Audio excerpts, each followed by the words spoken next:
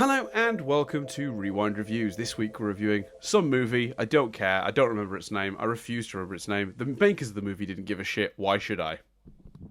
How you doing, Chris? Fantastic Beasts: The Secrets of Dumbledore. Or as I continue to dub it, the Fantastic Beasts and the Horse That Picks the President. We'll get to it, but I didn't like. I mean, it's shoehorning a creature incredibly, but they've had creatures do weird shit throughout these movies. Like, I'm kind of all right with that.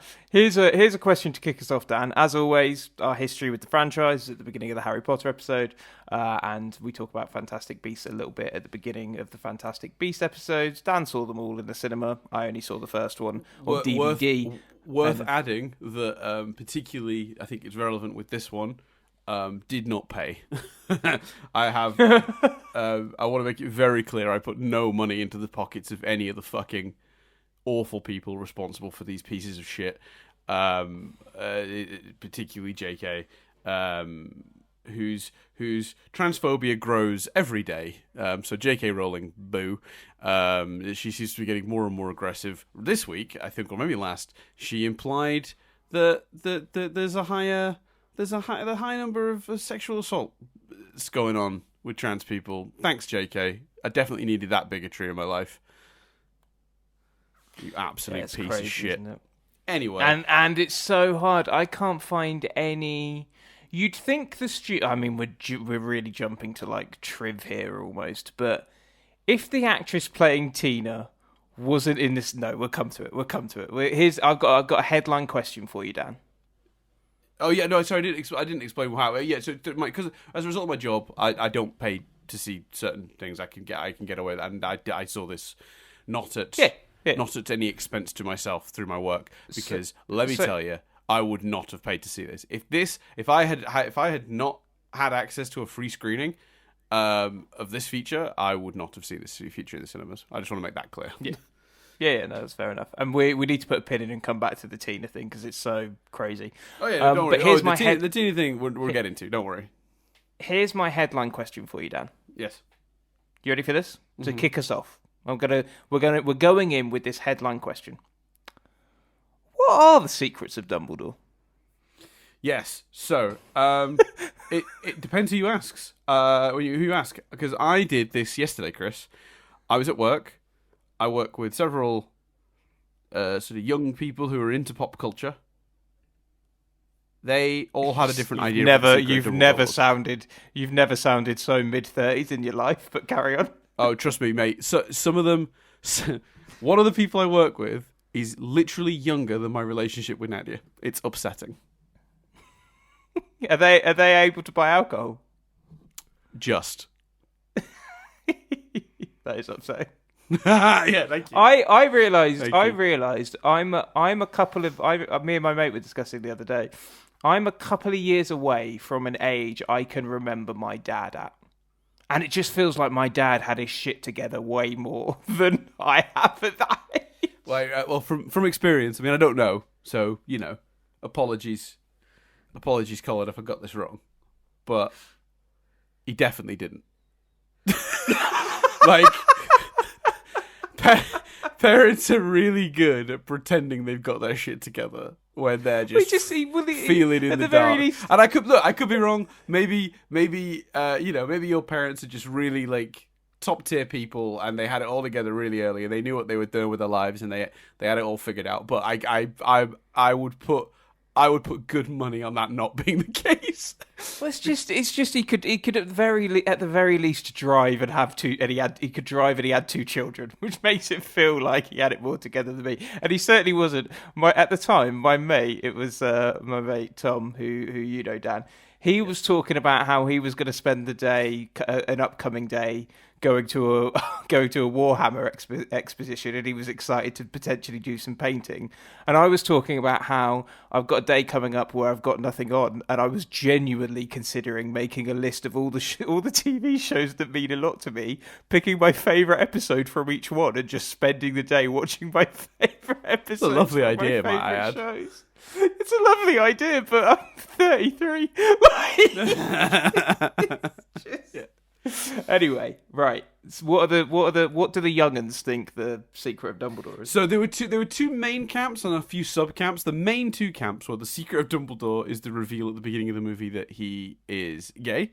In a very conveniently short, quick line that can be cut for international audiences. I'm going to say it again. Warner Brothers, you fucking cowards. Put it properly in the movie. Make it an indispensable part of the plot. Do something that means that you don't do it in a way that you can just snip that 10 seconds out there and that 5 seconds out there and it's done. Like, even there's a bit later in the movie when he's giving Thaddeus an explanation for something and he goes, well, love, and this and this. I've added those second two reasons so that if we have to cut the love one for certain markets, I still have a reason in answer to your question, and the scene will mostly play the same. Fuck JK, you, Warner Brothers, you absolute cowards. Well, JK as well. She wrote the script and didn't make it. A child could miss it easily, or think that Dumbledore's just talking about, friendship, love. Like it's. It's no bueno. But so that was a common one, and I disagree. I don't think that's anything to do with it because the movie doesn't treat that like a surprise. To some degree. The other potential is the secret of the other two. There are two more actually. So there are three real main ones you go for. The second potential secret is the reveal that Ariana Dumbledore was a Obscurus. And that was a secret. But again, I maintain that's not the secret of Dumbledore because the movie is revealing that it's not a secret that he tells in the movie that was like, oh, no, none of the characters knew, or that was a big deal for them. That's a surprise to us, the audience, and no one else. So I think it's the third option. A surprising one moment that doesn't really make any difference to anything. But yeah, right. Carry on. I think the Secret of Dumbledore is a bit of a trick name because I think it's not referring to Albus, but Aberforth Dumbledore, and the secret is he had a kid, and it was Credence. Yeah, okay. That's my thinking on what the Secret of Dumbledore is. I think it's a little trick name, Chris, because what you assumed it meant Albus Dumbledore, but it's Aberforth, and the secret of Aberforth Dumbledore is that he secretly had a child, and that child is Credence, and Credence is the center of all of this, except he isn't, because no one gives a shit, and these movies are horribly written, and nothing makes sense. Just for anyone screaming, it's multiple, so it's the Secrets of Dumbledore. Oh, well, there you go. Well, then, all right, great. So we've got the Ariana reveal, and we've got the Credence reveal. There's your secrets. Yeah, it's a baiting title to get people in. It's not actually the center of the movie at all. Nothing is the center of the movie, Chris. Right, let's get this out. I mean, okay. Well, actually, no. Let's stay on topic because otherwise I'm going to fucking get us off on one. But so, what did you think the secrets of Dumbledore were in this movie? What was it? Did you agree with those with the young'uns? How did you feel? Yeah, I think it's probably a combination of all of those. I think they would say they were probably going for the Aberforth thing, which is ridiculous to me because in it Dumbledore's going, I didn't know, or I think he even says we didn't know, which is clearly bollocks because Aberforth knew. So I assumed maybe it was that.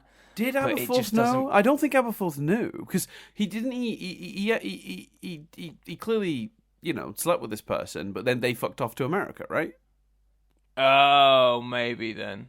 So he didn't know that she'd gotten pregnant. But what about the end when he's like, "Did you ever think of me?" And he says, "Always." Oh fuck it, I don't know. The movie doesn't care. Why do I care? I don't know. Yeah. I mean, fundamentally, yeah. I hated that, by the way. Always. Oh, he said always, yeah. like Snape did, and he looks a bit like Snape. Like, oh, fuck off. Although that whole scene... literally, Chris, it's so funny the way you phrase that. I literally wrote the words, the use of always again, and then I put ... and I just wrote, fuck off, in my notes. Well, that whole scene... sorry, let's not jump. But that whole scene is a mess. But anyway. So I think it's worth putting here, Chris, that every whole scene is a mess. None of this movie works. On any level. There's some cool. There's some decent enough visuals. The visual of the book bridge is cool. I don't understand the logic. Is that whole book a portkey, but it spreads out like? Yeah, all right. Let's say that then. Let's say it's a portkey, Chris. Why, when they go through it, do they pop out of a fire Yeah, I thought that. It's like, what is going on with travel in these movies? We've gone too far. And why do they even need one? Because then, Dan, later on, they evaporate. Oh no, they portkey to Hogwarts, don't they? Yeah. Yeah. It's the same portkey as well. Anyway. No, that one's the. Well, they use that one. I was thinking they're both the book, aren't they? No, Newt and his brother use the tie. Oh, later on for Newt. Yeah, I'm talking both times Jacob does it with Professor Hicks. It's the book. Yes, yeah. And one time the pages whiz round them, and then they get sucked in, and then one time the pages form that bridge, and then they get sucked in. Both times, it's the book, though, I think. Yeah, both times it's the book. Yeah. Oh, it's so weird, man. It's so weird. Right, let's go back to let's do some overarching stuff. That was my kickoff topic. What's yours, Dan? So for me, my thing is, right, you sit down, you write your script, yeah? You get to the last page and you write, and it was all stupid, ... More, question mark? Probably not. And you finish the script and you sit back and you hit save and then you go, oh, fuck. None of this makes sense, does it? None of these plans really amount to much. There's a lot of running around for the sake of running around. No one really achieves anything. Christ, should I go back and fix my script? No. Tell you what, scroll right back up. Page 6? Yeah, okay. Add a line. Here we go. So I'm adding a line. And what does it say? It says, Grindelwald can see the future, sort of. We're vague on that. So we're going to do a bunch of plans that don't really make sense or add up to much to confuse him. ... Enter. Now we save. What the fuck is going on here? An embarrassing, stupid piece of writing. To say, our script makes no sense, so we're going to make that the part of the plot. So we don't have to fix any of the things that don't make sense. It really does feel like that's what they've done. Like, it really does, because it's just madness, and it feels like an excuse, because it's kind of like, well, that needs to be the case because he's got that device that tells the future. No, you as the writer have given him that device. Like, you could like, because this is an animal that's blood can see the future, and it can also see your soul. The animal isn't how he sees the future. Grindelwald has always had that power, Chris, because if you remember rightly, I don't know if you remember this plot thread, he foresaw the Second World War in the previous movie. He's always had the power to vaguely see the future, for some reason. Okay, but he specifically also sees it in the blood of this animal, doesn't he? Like... He sees it in all reflective surfaces. Oh my lord, okay. Alright.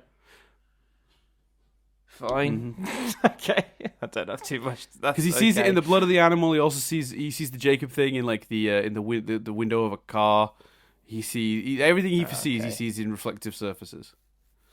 Okay, I can see how you'd be confused because we're introduced to a new magical creature, don't 100% know what its powers are yet, and then we see him kill it and think, Christ, what's the purpose of that? And then he sees a vision, and you think, oh, he was doing that to see the vision. You've done a logic there, Chris. That's what you've done. You've done a logic. You've tried to attribute a sensible motive to a character's decision in the movie, which is an absolutely reasonable thing to do, unless it's this movie. Then I don't know why you're wasting your fucking time. Yeah. How many suitcases do you need, Bunty? I need a dozen making. All right. Later on, we're gonna have 5. There should be 7, Bunty. What did you do with the other 2 cases? Did you lose the other 2 cases? Is that how they do it? Because we didn't go back and check the cases, but this is amazing. That means that Jess has put a better logic to it than the movie. When that moment happened, Jess went, of course, I bet if you go back and look, there's 6 cases, but she asked for 6 cases to be made, which means in total there'd be 7 cases, and she'd have the original. But it wasn't even that then. They made 6, which would have given them 7, and then ignored 1. They ignored 2, Chris. There are 5 on the floor. Yeah, which is really weird, because you could go, well, the original one was, I don't know, hidden behind a desk, and then she went and got it. But we see Bunty pick up a case and go into the portkey. So it's like... Yeah, if you've not seen this movie, by the way, I'm going to save you some effort. First, absolutely don't fucking bother. But if you haven't listened to this and you're kind of frustrated because you don't really understand the plot, good luck. I've seen the movie and I don't fully understand the plot.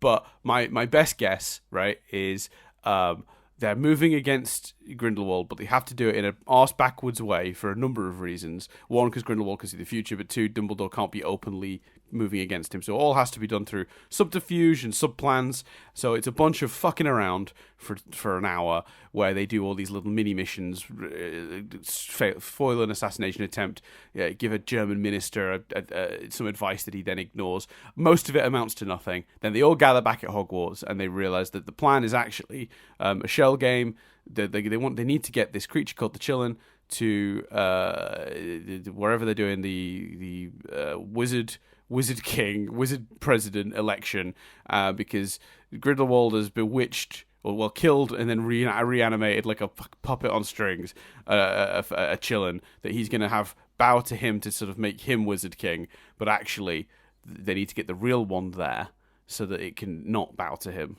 And then people will realize, hey, you know what? That horse didn't bow to that guy. I guess I don't like wizard fascism.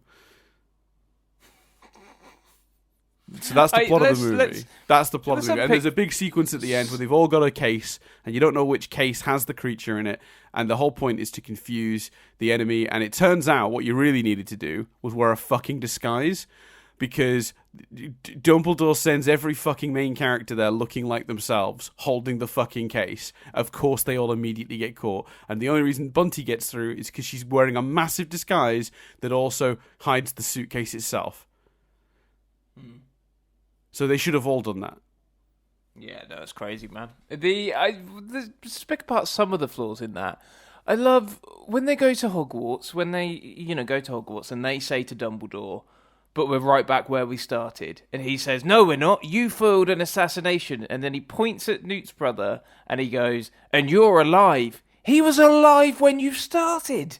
Like, his life was only in danger because of the trip. Like, so that doesn't make any sense. And if it's all about the Chillin, and, she's got her instructions to make the duplicate case, so could Dumbledore predict that he was going to end up going for Lord of Magic or whatever it is, which seems to be a title we've never heard of, because the movie presents it like this is like we know of the Ministers of Magic, and from obviously Fantastic Beasts we know of the different ministers in different countries, but this seems to be being presented as like President of Magic, which I'm not being like. Am I missing something from Harry Potter here? You are, yeah. So, well, yes, but no. It's tiny in Harry Potter. In Harry Potter, it's not. You don't get the impression there's a lot of power involved in it. It's the International Confederation of Wizards, which Dumbledore is a member, and it is mentioned multiple times throughout the Harry Potter books, right? Is it mentioned that there's like a head of that organization? It's never mentioned there's a head, but you'd have to assume an organization like that would have a head. So Albus is the representative from England to the International Confederation. He becomes something called a Supreme Mugwump in 1993, which is some sort of title you get from doing that. But then he gets that removed in Order of the Phoenix. Order of the Phoenix, yeah. When they start stripping him of his different ranks and stuff, one of the things he loses is his place on the International Confederation of Wizards, and it's what Seamus says to Harry. He's been removed from the International Confederation of Wizards, Harry. He's a crackpot. They don't believe him. So it definitely exists, and it definitely has some sort of structure and a leader. But here's the thing, right? The leader of, like, the UN isn't president of the world. In our world. So, yes, it's an organization where they get together and probably do shape certain policies and have certain regulations that they try to get the countries under their watch to do. They try to regulate to ensure that, like, there's certain rules and stuff are applied across all wizarding countries. But ultimately, I don't see it having the sort of power this movie pretends it's going to have. But you know what, Chris? Like, honestly, that's like minor issue compared to this movie's complete misunderstanding of how politics in general work. Come on, Dan. Let's a horse animal picks the president. Let's get there. You've been teasing it. I'm gonna hold on. This is me. Mm-hmm. That's me pulling the string in your back, and I'm letting go, baby. Go for it. All right. So I totally accept that years and years ago, wizard culture let a horse pick the president. Right? It's a magical horse. It can see into your soul. Fine. Right? But the thing they say in this movie, and I'm not quoting this exactly, but the thing they imply in this movie is we don't do that anymore, but we have a ceremonial, we do drag out a chillin and have it bow to someone before we vote. Okay. But what the movie demonstrates at the end is that will just massively influence the vote regardless. So what you've done is, you've tried to add genuine democracy to the situation, not just letting a horse pick the president, but you just listen to the horse anyway. Unanimously, unambiguously, without thought, without just the horse not bowed to Grindelwald, the fascist guy, I guess we vote for him. Right, I'm saying this right now, I can't think of anything fucking more offensive to put in a fucking movie. Fascism is a really dangerous thing, and it's usually a very charismatic leader talking people into voting for him and then doing a fascism. Like, usually under the guise of I'm promising this, I'm promising that, and then actually it not really being about that at all, but being about his own grasp on power and bigotry and othering of immigrants in a country or a certain religion in a country. Like, fascism, like, and I know that's a massively specific sect of fascism as well. Like, fascism covers a lot of wide things, but I'm just saying, like, the idea that the fucking murderer guy, that even if you're telling me you've convinced the wizarding fucking world didn't end up committing any crimes, he still factually broke out of prison and murdered people while doing that. We know that happened. Everyone knows that happened. Breaking out of prison is a crime. Even if after you've broken out of prison, you're then absolved of your original crime, it doesn't matter. You've done a crime. So, well. I mean, the last movie was full of crimes, if I remember rightly. Sure, but not everyone saw all the crimes. Many of the crimes happened. They're saying there's insufficient evidence to do the crimes, and I get that the guy's Fantastic Beasts, the many crimes of Dumbledore, Fantastic Beasts 2, the crimes of Grindelwald, some of which were seen by the public. Right, correct. But here's my thing, right? So I get it. What they're going for here is the idea that he's infiltrated with his silver tongue a lot of people in power, right? So the German minister is the one who absolves him of his crimes because he's under his thumb. Cool. I sort of see that. The guy that decides who gets to go on the ballot for the International Confederation, clearly also under Grindelwald's thumb, and makes up some bullshit about, well, we've got to give him the people want him on the ballot, right? Okay, fine. All right, two points on this then. First of all, I don't understand why you even hold an election if everyone's just going to vote the way the fucking stupid horse points. That's why even bother. That's not democracy of any kind, right? Number one. How fucking stupid are wizards supposed to be? But the horse said it. I have to go against my beliefs, my own personal politics, because the horse pointed at the fascist guy, so yay, fascism! Right? Okay, that's number one. But number two, right? If in a world where he's been absolved of crimes, this whole logic of, well, we got to put him on the ballot, that's what the people want. All right, I'll bite. Why? Because we never see Grindelwald doing rallies. We never see Grindelwald giving interesting, tasty policies that, like, the average guy... he's not going around doing what happens in real life, which is taking a really nasty idea and, like, fear-mongering to create support for a thing that's actually deeply problematic. So, like, they really got close to it at the end of the last movie with his plan, with the whole, the Muggles are going to do a World War II.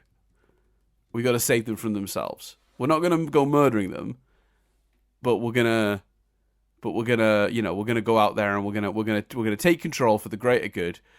That's actually, like, compared to what's in this fucking movie, man, that's masterful politics.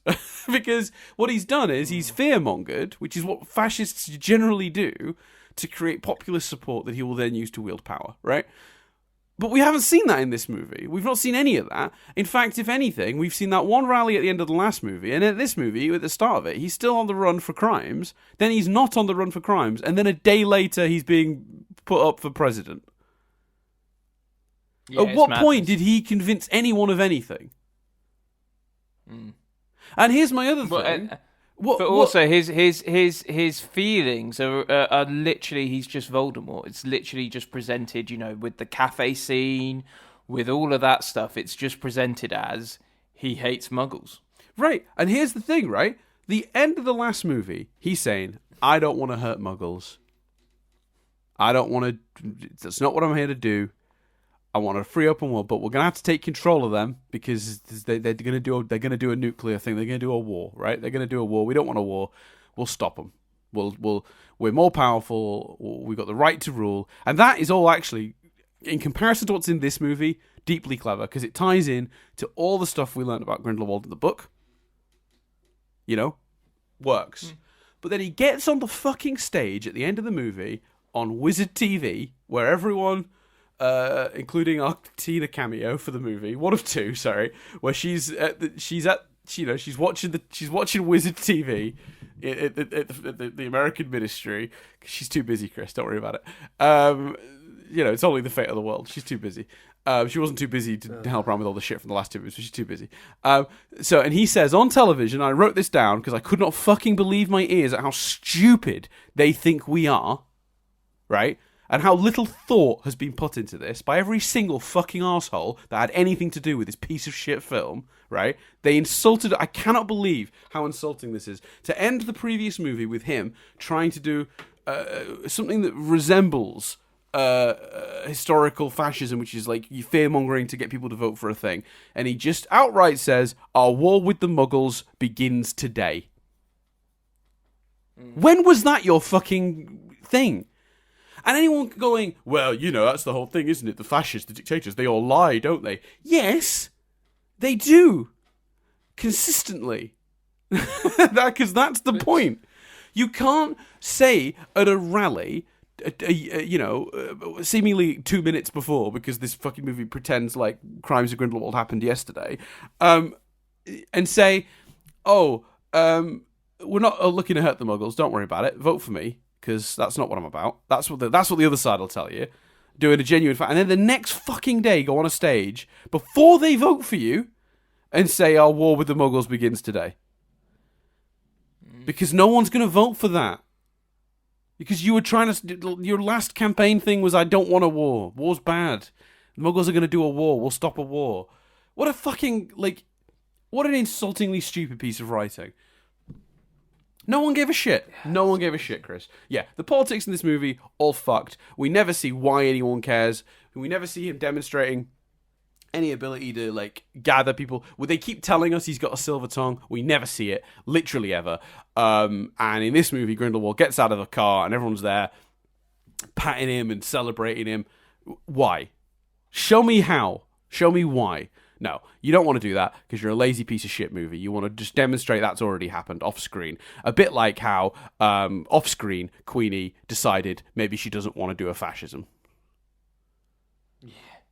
So off screen, the interesting thing that happened in the last movie where one of the characters turned to literal fascism out of desperation because she couldn't marry the person she loved. In this movie, she's going, oh, God. Not a big fan of this fascism, it turns out, now I'm here. She literally just walked through fire that would kill her if she didn't believe in her heart in what she was doing. Yeah, but Dan, all of Queenie's character developments happened off screen between movies. Fucking outrageous. She only got to the literal place. telepath, the mind reader, is now discovering, hey, that Grindelwald, he killed it. He killed that little animal. It's probably not good, is it? Fucking mind reader. The only reason she was... Her frustration and upset about not getting married also happened off screen between the first and the second movie. So I don't know. We shouldn't be surprised that anything going on with Queenie is taking place off screen. Yeah. madness. It's not a good movie.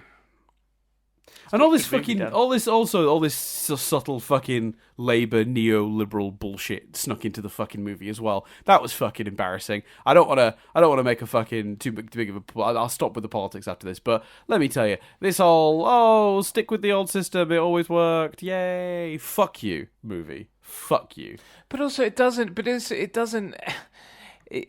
That lady we've never heard say so much as a single word is president. That's good, apparently. What are her policies? I don't know. She might be a wizard fascist too. I don't know. Yeah, it is nuts that like because honestly, when that I don't know about you, but when that animal goes down the steps, I'm expecting it to go to Jacob because that's what the movie has set up.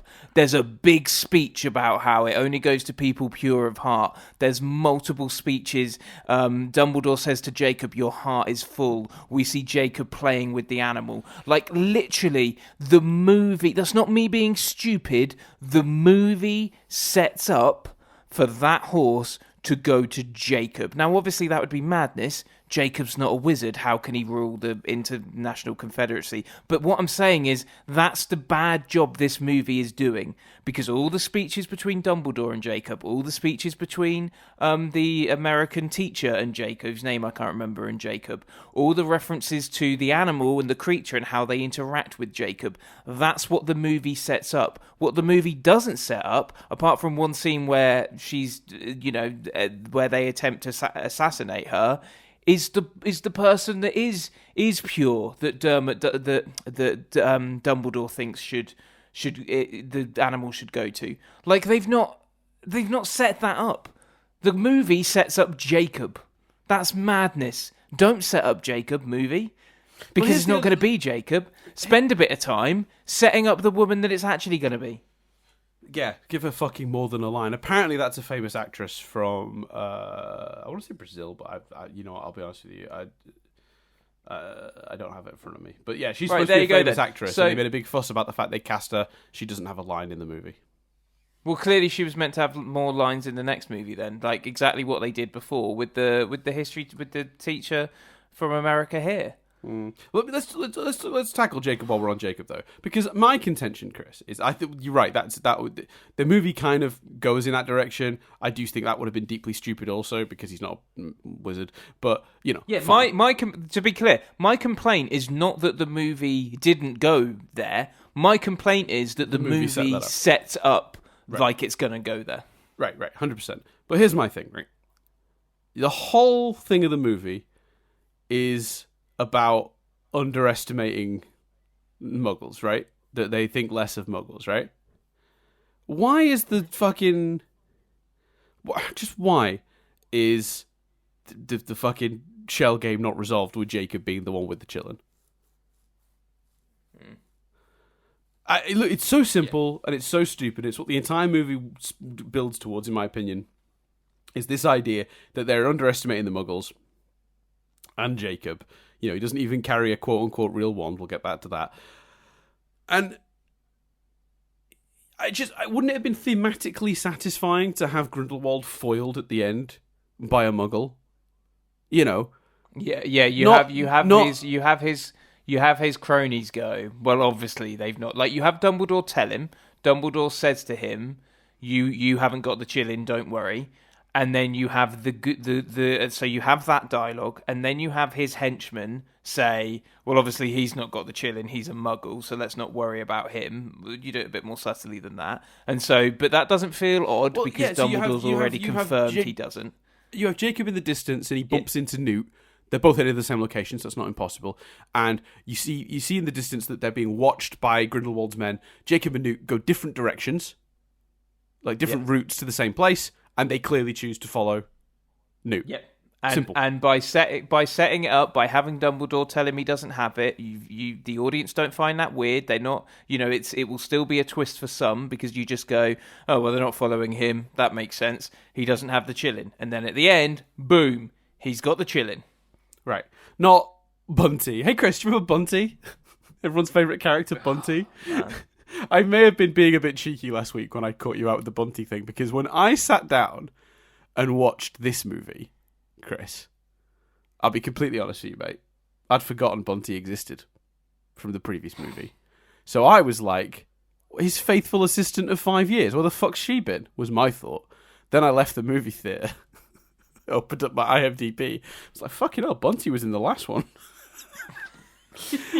So last week when we did this, and I went, what are you thinking about Bunty, Chris? And you're like, sorry, who? I was like, Bunty, the main character, Bunty, the important character, Bunty. I was kind of doing a bit of a trick because no, it's fine. Well, I'd seen the trailer, and I'd had that moment of I watched the trailer for Secrets After Crimes, and I had that moment of they're bringing Bunty back for the for seemingly a bigger role, but no, not really. Because she's just got off. And it's such a... Although the same thing happened in reverse, though, didn't it, for me and Hicks? Because I didn't realise that was Hicks in fucking the previous movie, even though she's in this one. Well, so let's use this as an excuse to get round to Tina. Okay, so one, I think Catherine Waterston is great, and I genuinely think the movie misses her chemistry with Newt. And Eddie Redmayne, and I think the movie misses her. I think she's a great character, and it would make a shit ton of sense for her to be there, for the aura that is friends with them all and clearly very good at what she does to be on this mission. Because I think what's his name? Because I keep saying Newt's brother, which isn't fair. What's Newt's brother's name? Hold on, Daniel. Theseus. Theseus is in exactly the same position, and he's there. He's able to go. And here's my question, and the reason it comes up with Hicks, Dan, it's clearly term time. There's kids at Hogwarts.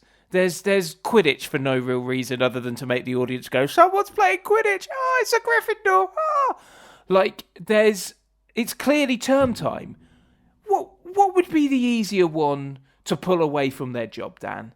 The teacher, who seemingly has nothing to do with any of this, and it might make a few people go, "Hey, where's Miss gone?" Like, oh, she's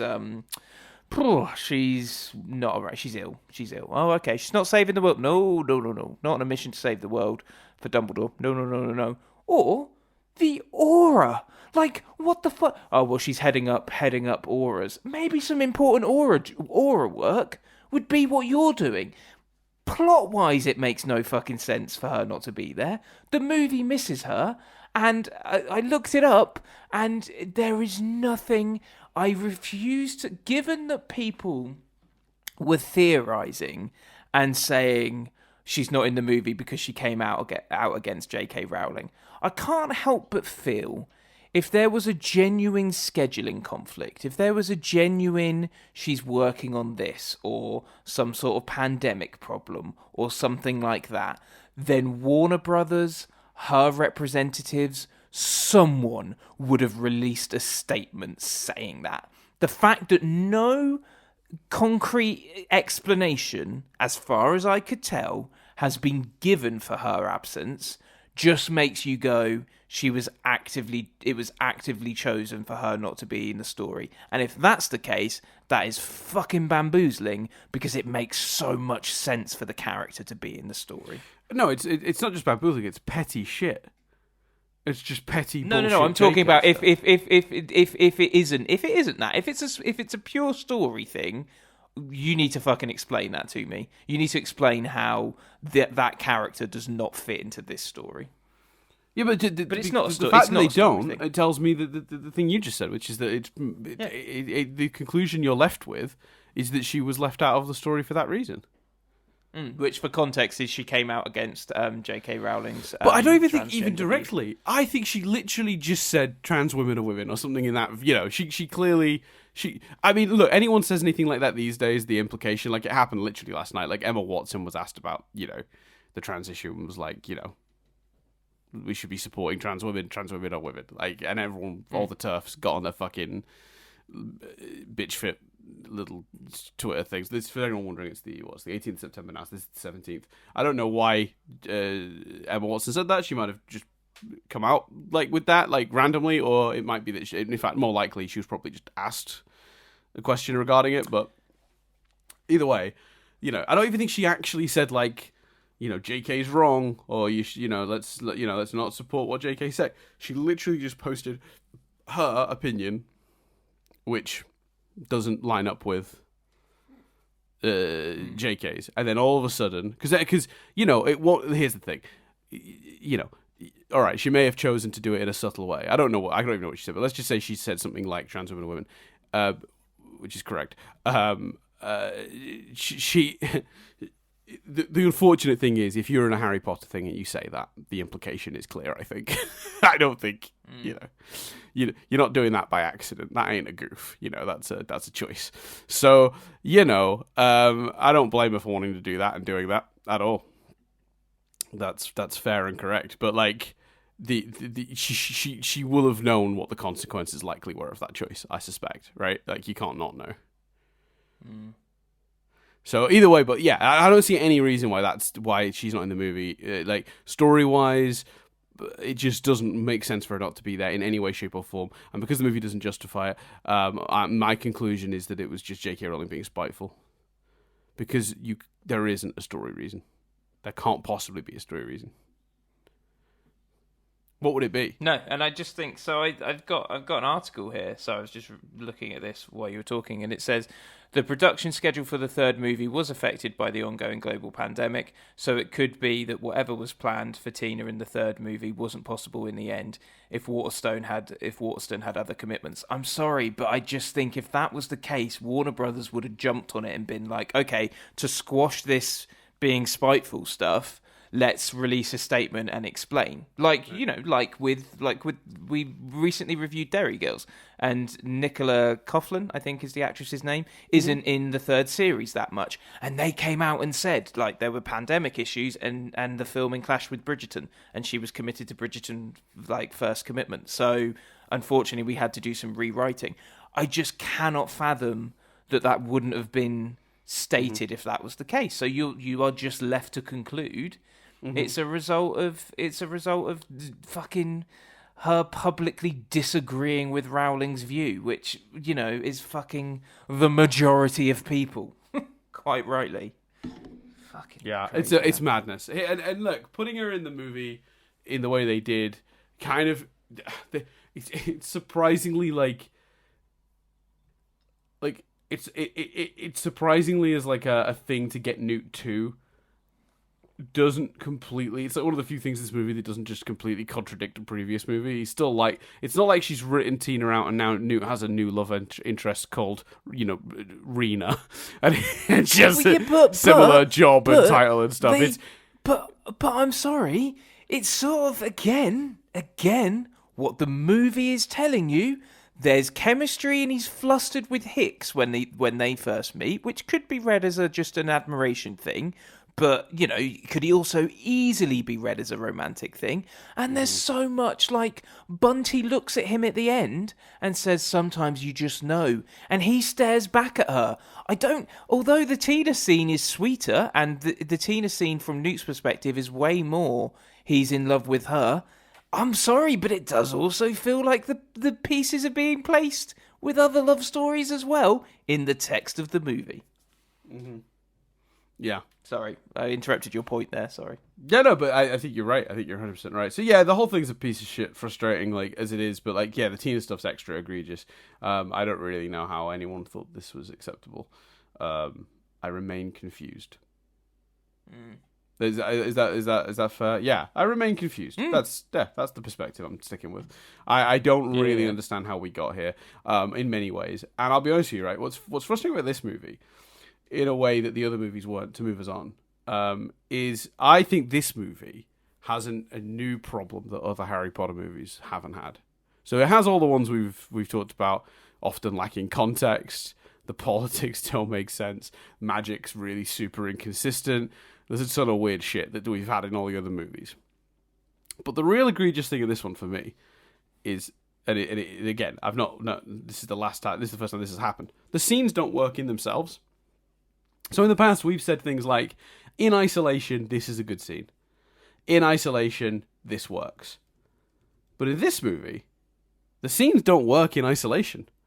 They're often confused. They're often muddled. they're often... But Dan, that's the point, because then it's confusing for Grindelwald. Sure. Sure. Yeah, sure. And it also, by muddling the plan, we're not risking Dumbledore getting strangled or beaten up by the chain on the blood pact thing, I guess. Because anything that's too direct of a plan that could link back to him, I guess, risks him being hurt, I guess. Okay, cool.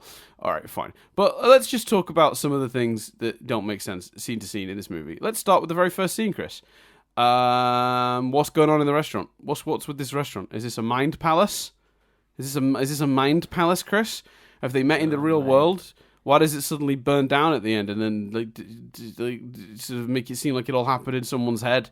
I don't understand, Chris. Are they really there? Because let me tell you, Chris, if they were really in that room, then Grindelwald's an idiot because he's talking about how Muggles do make a good cup of tea and commenting on how stupid all the Muggles are and all that jazz. If they're not real Muggles because it's some sort of mind palace and they're fake people, then Grindelwald is stupid. I'll tell you what I think actually happened.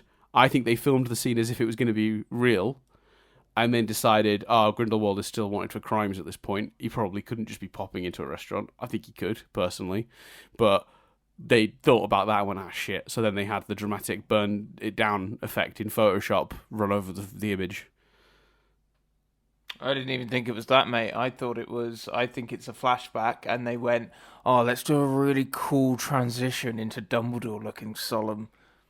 My understanding is based on what's said in it. It's you can trace it time wise to they talk about things that have just happened, so it's not a flashback. It is chronologically between that movie and this one. Oh yeah, but it's it's Dumbledore remembering an encounter from a couple of days ago. Was my interpretation of it. I know that's fucking stupid, but what else am I meant to? Because otherwise, why does it burn down at the end? Why does it go sort of all blurry and everything around them almost goes into that King's Cross style visual from Deathly Hallows Part 2? It's fucking weird. It makes no sense, but that was I'm just giving you the explanation. My mind was like, and what? Okay, maybe this, maybe weird. Let's see if the internet has the answer, because I think so. Because I'm pretty sure I read at the time someone said it was a sort of something to do with the magic of the blood pact that they can communicate. But let me see what the internet says. Maybe because the visuals, the sort of the whiteness of the visuals is how it goes at the end when they randomly pause the Credence drama to go into a Dumbledore and Grindelwald moment. It's all right though, because as soon as we come out of that Grindelwald and Dumbledore moment, we're gonna we're not. No, we're gonna wait a bit and then go back to. All right, fine, whatever. Apparently, there's a deleted moment from that scene where Grindelwald kisses Dumbledore behind the neck, which would have felt very intimate, and maybe put a fucking button on the Dumbledore gay thing.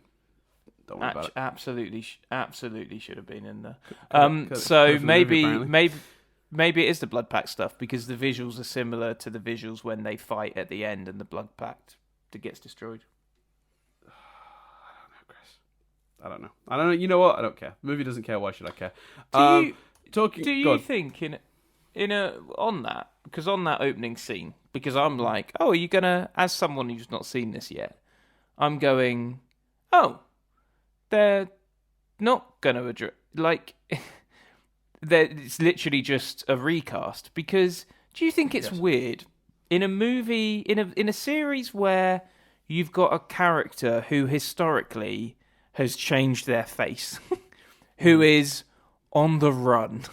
Do you think it's weird when you have so many embedded reasons to change the actor, that in a scenario where you have to change the actor, you don't just use them? You don't go, see, you've got a new face again. Well, I've got to hide, haven't I, or something like that. Do you think that's bizarre? Instead of having to have every character call him Grindelwald for the first couple of scenes he's in, just to reaffirm to younger, it's the same guy, guys. It's just different actor.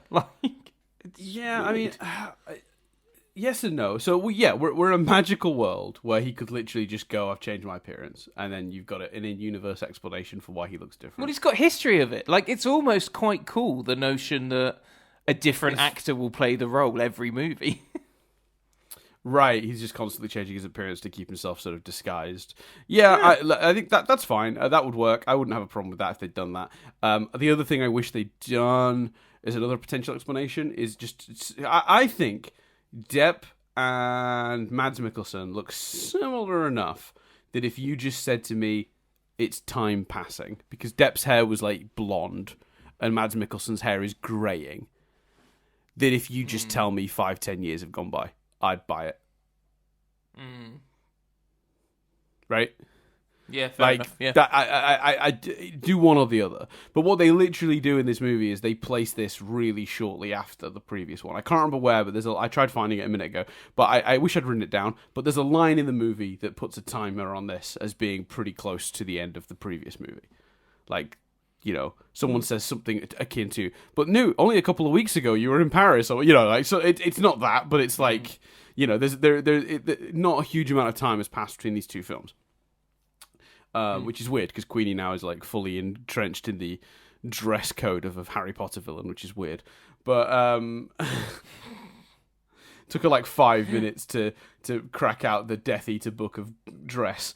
That was weird. It's like I don't think that's as jarring though. Weirdly, as Credence, because with Credence, it's like, oh, Credence looks like a fully formed, strong wizard, and then halfway through the movie, when they're like, Credence is dying, you're like, is he? Like, yeah. It can't be that close to the previous movie actually, because he's got long hair now. Yeah. But this franchise isn't bothered about decent stuff like that. Yeah, the movie doesn't care. Why do I care? That's my quote of the week for this, for myself. Just the movie doesn't care. Why should I care? So yeah, can we talk? Wait, was there? I can't. Where was I going with any of that? The timings. What was that relating to? It was related to whether they could have written an in-movie explanation. Oh yeah, so I would have been okay with either. I wish they'd done something though. I would have preferred something to nothing. I think you're gonna recast in a movie where people physically have where it's a magic world, people can change.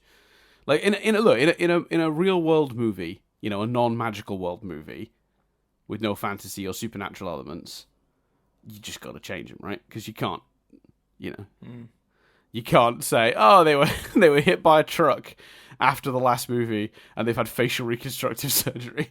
Like, it's just not going to be very believable. I just think, especially for like a children's series, like recasting is not a concept.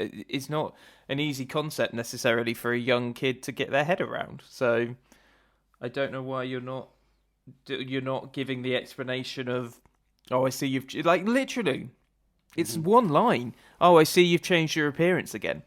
Like, that could be it. Like, you know, it's weird. Yeah, like the whole time, like to continually evade the law, he's just constantly like slightly moving it along, like how he looks. Because again, I don't think Mads Mikkelsen looks a million miles away from Johnny Depp, truthfully. No. You know. Let's talk about that, because I've referenced it, and it really wound me up. Oh, God. This bit at the end. So, Grindelwald is attempting to kill Credence because reasons. He didn't kill Dumbledore, I guess. So he's attempting to kill him. No, Credence comes up and it says he's lying on the stage. That's why he does it. Like, earlier on... Even though we don't know why Credence has come round, that's not really been explored in the movie. Like, no. Credence misses I guess maybe Dumbledore tells him he's lying, but you know, multiple people have done that. Fine, whatever. Maybe Aberforth. Maybe Aberforth spoke to him. We don't see that, but yeah, maybe. Okay.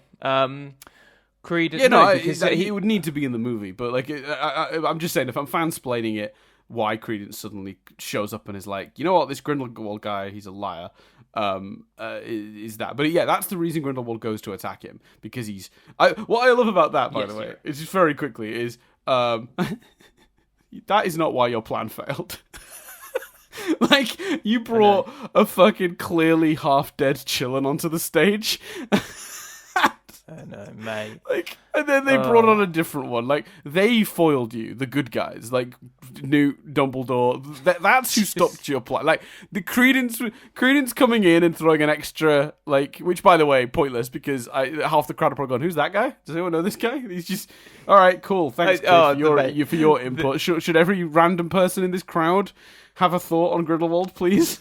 But yes, that's how, I mean, that again, political madness, that's what this ceremony turns into, because then Newt gives a bit of a speech and then Bunty comes forward, like, everyone's getting involved. I've just realised this isn't relevant to the point I was making, but I want to make sure I don't forget it, because it made me laugh so fucking hard. So, you've got a packed audience, you've got dignitaries and the other candidates, and you've got a packed audience on this staircase. And when Grindelwald wins, they shoot the green up in the air. And then, inexplicably, when the other woman wins, they change that. They're all like, oh yeah, no, he is bad. Yeah. We vote this woman, right? So, but that's not even the point I'm making. Shooting the wand in the air is the voting, right? That is the voting. Yes, but like everyone there votes for Grindelwald and then immediately acts as if they never voted for Grindelwald. Yeah, no, I agree with that. I'm just clarifying for my own. Yes, the shooting in the air isn't like celebrating a win. The shooting in the air is the method of voting, correct? Yeah. And they've got some sort of magic spell going on where the guy instantly knows the results. Yeah, which is weird because even when Grindelwald got the Chillin vote, it felt like internationally, like in the UK ministry and the American ministry, those people still weren't then voting for him. So how he won anyway, fine. But the thing that really made me laugh is, so point is, we've spent what, half an hour, 35 minutes bustling through crowds when Aberforth takes Credence away. The stairs are inexplicably empty. Like, he walks down those steps. Yeah, that's great. Have you got the movie in front of you? That's great. Just let me flick. If anyone's asking why, the movie doesn't care. Why should you? Just that is the consensus here. Right, go to 2 hours 04. I love it. Go to 2 hours 04, man. He's just walking him down the steps, and no, it's empty. And you can't even say voting time is over now. You can't even say time's passed. Like, he takes him relatively quickly. Wait, what did you say? 2 hours 4 minutes. Oh yeah, this is right here. Let's see.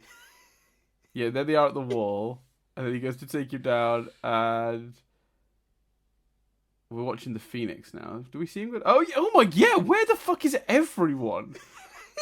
There's not even anyone at the top. There's not even anyone at the top of the stairs, and in a minute we cut to Dumbledore at the top of the stairs. This is the point I was originally making. The point I was originally making. So the killing curse is shooting towards him, and the Dumbledores put a curse, even though it's been made expressively clear that nothing can stop it. Apart from dodging out the way. The two more spells go and collide and hit the killing curse, and there's all this what's about to happen tension, and then we cut away to the blood pact stuff, and inexplicitly, with no real explanation there either, that gets destroyed, and I'm like, okay, fine. No, they do cover that, right? Because he I mean, it's badly covered, but I think that is covered. I think Dumbledore afterwards says something like, I wasn't moving against Grindelwald, I was moving to protect Credence. Yeah, and he was moving to kill Credence. And Credence's obscurus powers killed the Blood Pact, broke the Blood Pact apart. Oh, I think the explanation's even weaker than that. I don't think they even bring up about the... Oh, really? Let me see. Very quickly, because I've just remembered. For anyone who's yelled at me in last week's comments, I think at one point I was referring to Queenie's powers as a legilimens, as occlumency, or as being an occlumens. Obviously, occlumency is the shielding of your thoughts from a legilimens. So, just... Yeah, I just mixed up the words. I knew what I in my head I was saying that I was saying the right word, but I got them the wrong way around in the moment, just before anyone yells at me. Cool. Yeah. Don't yell at Dan, guys. We've put a lot. If nothing else, we've put a lot of time into this series. Listen, we've suffered. We've watched these fucking piece of shit movies. Let me tell you. Yeah, right, I know. we've done 11 of these movies, and 4 of them were watchable. You fucking do the math. That wasn't fun. If they like the movies, though, they may not think. But how can you defend this, Dan? The reason I'm laughing is because you said to me, you went, no, he does, and you're right to.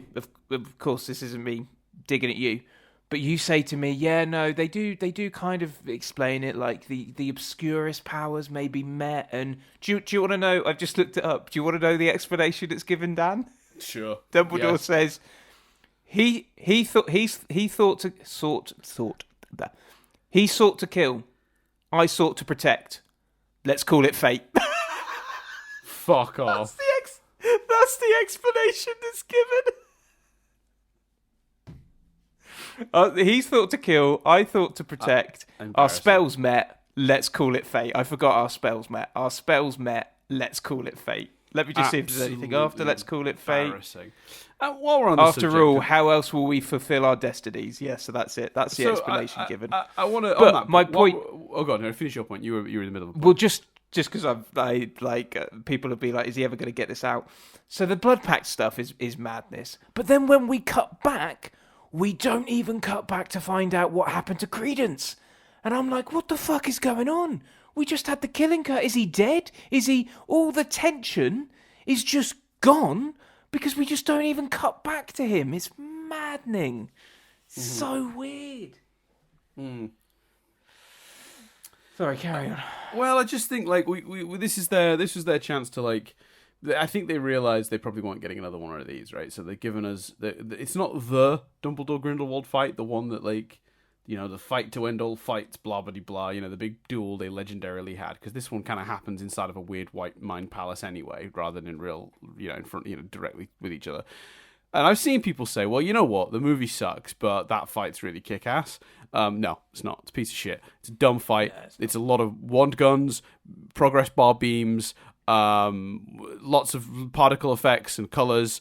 And also it literally, and I am stealing this point from Twitter because I watched this scene originally and was like weirdly confused at what was happening and I couldn't work out why, but it literally crosses the line. And for those who don't know what that means, it's a filmmaking term for when the camera, which is always in a scene where there's two people facing each other, you're always coming to it from one side so that the person is always to the left of the camera and to the right of the camera is always the same person, so you can follow the action really easily. But this switches which side it's on, meaning Dumbledore and Grindelwald switch places, not because magic, not because they've zapped, that happens too, but the actual camera moves across, leading you to actually lose track of which person is which. If Dumbledore wasn't wearing a hat, it wouldn't be possible to follow this scene. So it's badly filmed, number one. The visual effects are shit, number two. It's a lot of progress bar nonsense, number three. There's no real actual magic. Then, number four, it ends in a weird fucking wand karate fight where they're physically up close to each other, using their hands to knock their wands away, and then it ends with that fucking stupid moment where they've got their hands on each other's hearts, which is just the dumbest shit. Everything about it sucks. Dan. He thought to kill. Dumbledore's thought to protect. Their spells met. Mm-hmm. Let's call it fate. No, so he meant to kill. I meant to protect. Let's call it particle effects. The honest trailer describes it as goo, like just light, just coloured goo hitting each other. Like, and they add this goo effect on the wand. It's great. The only other point the honest trailer makes to Nick from that, because it's very funny, is they say that Queenie spends the entire movie looking like she's got a stone in her shoe, but she doesn't want to ruin the take. It's such a good observation. And then they do a montage of all the moments, and she does look like that. That's fantastic. Shall I tell you a scene that I do like, Chris? Hit me. Tell you a scene I like? I like the very first Newt scene in this movie. Before all the political nonsense, all the all the bullshit. We've got Newt out in the wild. He finds an animal he's clearly been looking for. It's pregnant. It's giving birth. He gets the baby. Then poachers, seemingly, if you want to not think about the Grindelwald of it all, poachers turn up, and he has to try and protect it. And he sort of fails, and it's like, you see the heartbreak in him. Yes. In that moment. Eddie Redmayne's very good. And he solves the problem with the beast too, because he a big winged thing flies him away. And at one point, he whistles and his case grows like a beast, like puts its arms and legs out of the case and makes the case run along after him. Very fun and weird and creative, and I liked it. It's a good scene. Yeah, that scene, the bird escape in particular as well, was great. Like it just that scene, so not the first, because we had the weird Mind Palace restaurant scene, but that scene. Yeah, sorry, it's the first Newt scene. As well, I think. Yes, those. Yeah. Oh, yeah. No. I think you did say that. No. I'm just clarifying my sentence because I started saying the sentence wrong. Yeah. That first Newt scene is what these movies should have been. Yes. Yeah, and we said that. We said that since the first one, because what they've done is they've created a real problem here, because they've got a protagonist that has no right being involved in any of this. That's what they've done by making Newt essential to the Grindelwald story. They're now having to force horribly magical beasts into everything, and while I really admire them trying to solve that problem with this fucking chilling nonsense, this fucking creature that picks Wizard King, I get it. I see what you're going for there, but it feels contrived. And it felt contrived in the last movie. We said it, I think, I'm pretty sure, in the review for that, which is a lot of the use of the animals in that one felt like it was forced into the movie, contrived in a way that didn't really work, but like we were just kind of stuck with it. Well, yeah, it's because it's the same thing again. You've got, I tell you what, his brother is captured so that, we can have all the stuff with the crabs and the dancing and stuff. And the beast and the big beast in the pit trying to capture them. That's why his brother gets captured. His brother doesn't get captured for any other reason. Let's talk about that. Chris. Let's talk about the crab thing. What do you think is happening in that scene, Chris? Makes sense of that sequence for me. So he gets captured. There's loads of crab creatures that could attack, and there's a big crab creature that, when the glowworms go out, attacks the person behind where the glowworm was. Mm-hmm.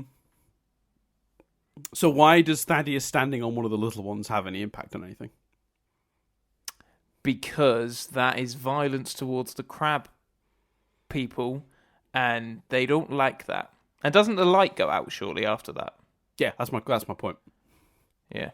The light then goes out. So standing on the crab was irrelevant. The light was about to go out anyway. Right. To be honest with you, I don't really understand the logic of those lights anyway, because presumably the dude that went down there, as in the warden, his light goes out much quicker than Newt's brother's light must have gone out. And also, has Newt's brother been hanging upside down that entire time? It's just... Also, what kind of Guantanamo Bay illegal black site has visitors? I know. Yeah. And also, let's just say, the German government have got an illegal black site for political dissidents, right?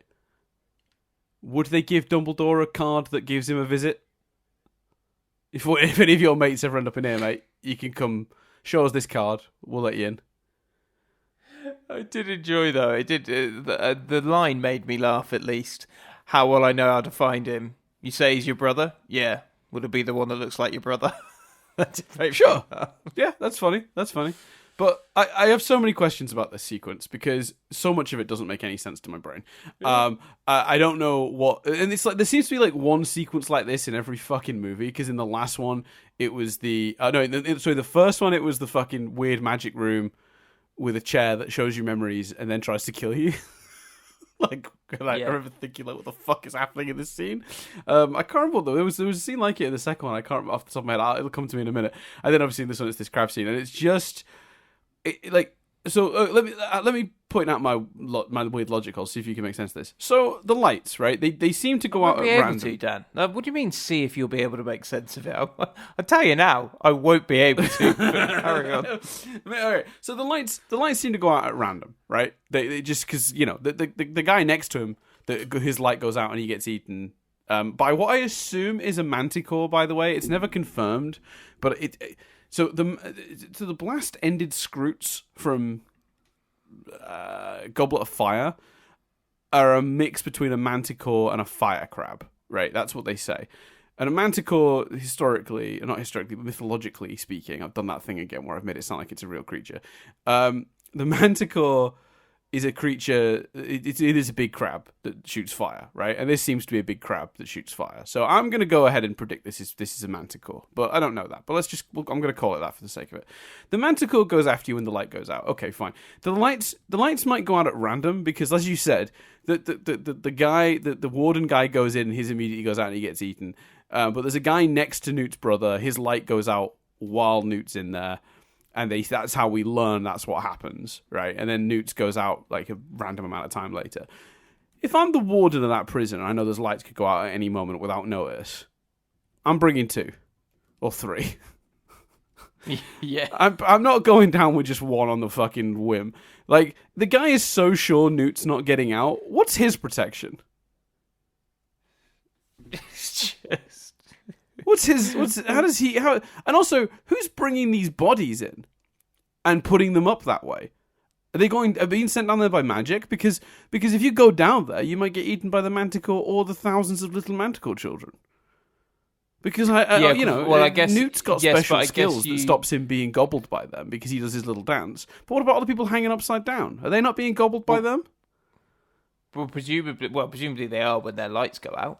And I presume the people that put them up there have their wands with them because Newt and his brother don't have their wands.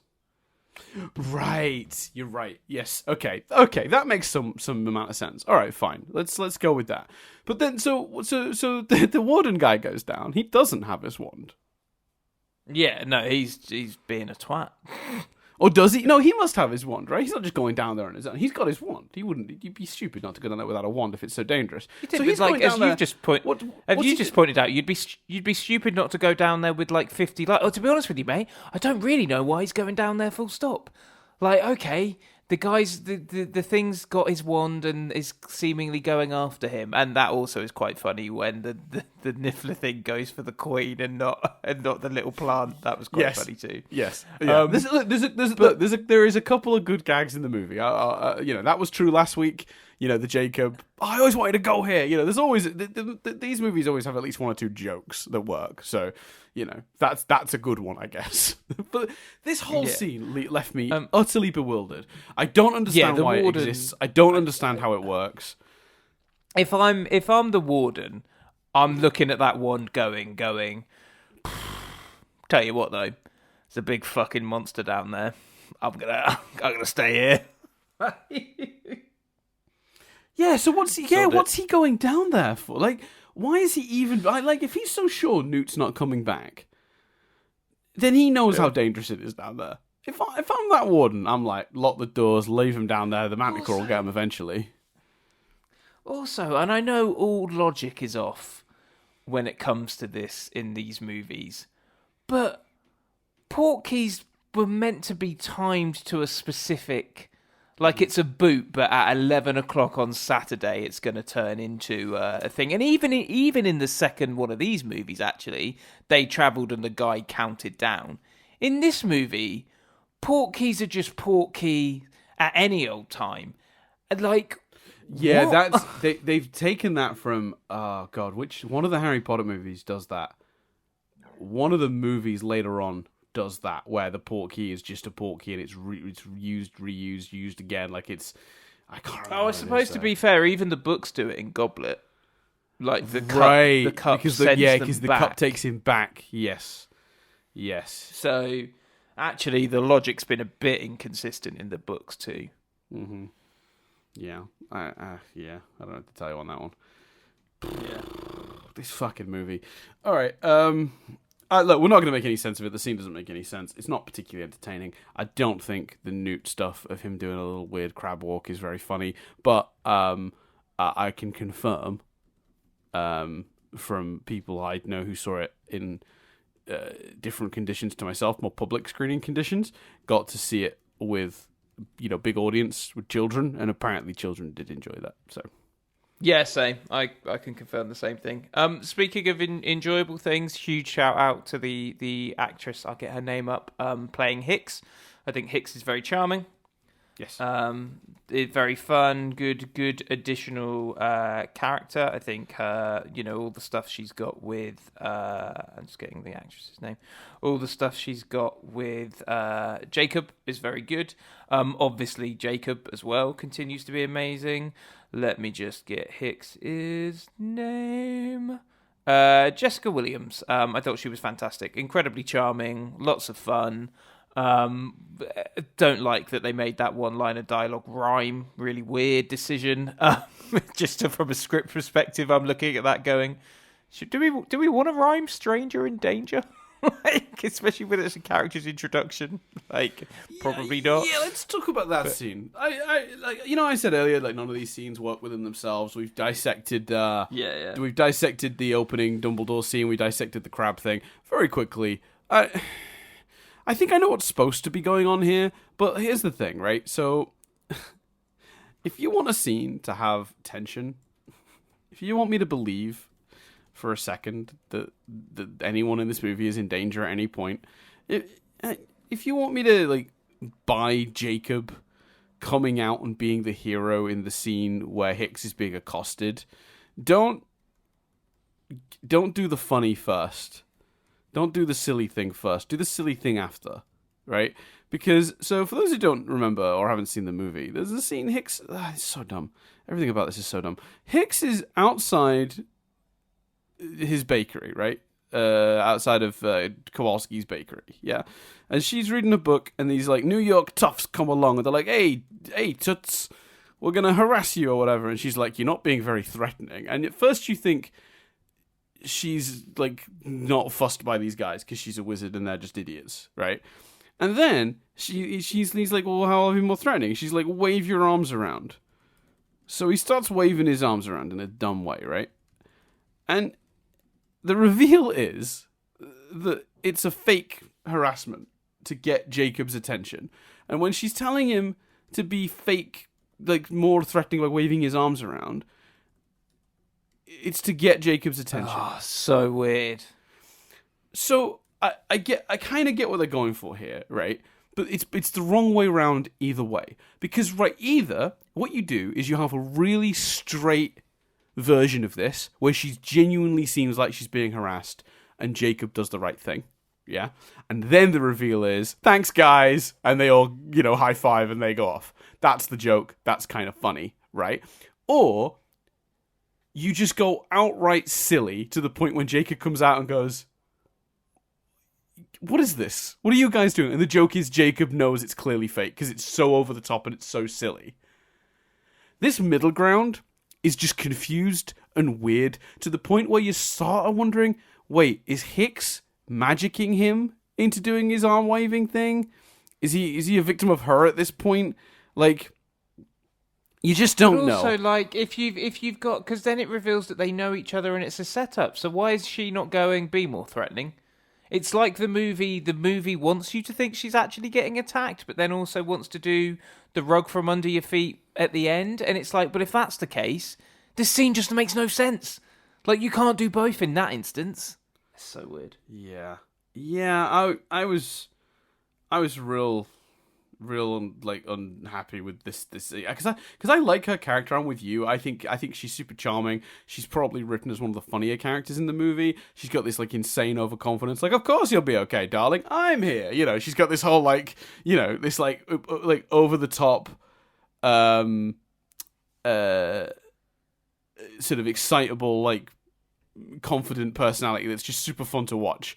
Even if she's not particularly written as a two-dimensional character, because no one is, she's still really entertaining in herself in the same way Jacob is, and teaming them up often in this movie, which is what they do, is actually really good and entertaining.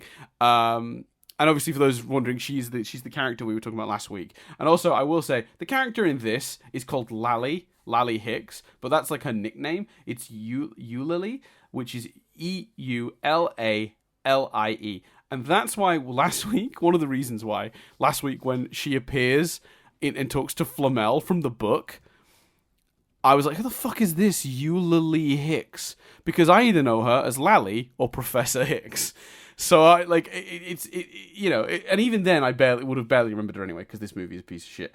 But like, I certainly wouldn't have connected it to Secrets, not Secrets, sorry, the previous one. So yeah, but yeah, I'm totally with Chris. She's a really fun character, really good inclusion. Weird opening scene to have her in that doesn't really make any sense because again, none of these scenes make sense in themselves. But there you go. But even that scene from the Jacob of it all, like. Jacob's a man in pain in that scene. You know, the bakery's desolate and he's hallucinating about Queenie. And then from that point onwards, it's like, oh no, now we need Jacob to be fun. And like, it's like, well, then maybe just tone down the pain and the state he's in, or have that be, I suppose, to be fair, they don't do that badly. Like when he sees Queenie and stuff, he's in pain again, but Dan Fogel continues to be incredible in these movies, but they kind of Jacob does what they need Jacob to do in any given scene in this movie, and there's just it's just that weird contrivance thing again. What were you gonna? You hinted earlier that you wanted to talk about the fake wand. Oh fuck me, the fake wand. Why is it fake, Chris? He's a fucking muggle. He can't use a wand. Why does it have to be a fake wand?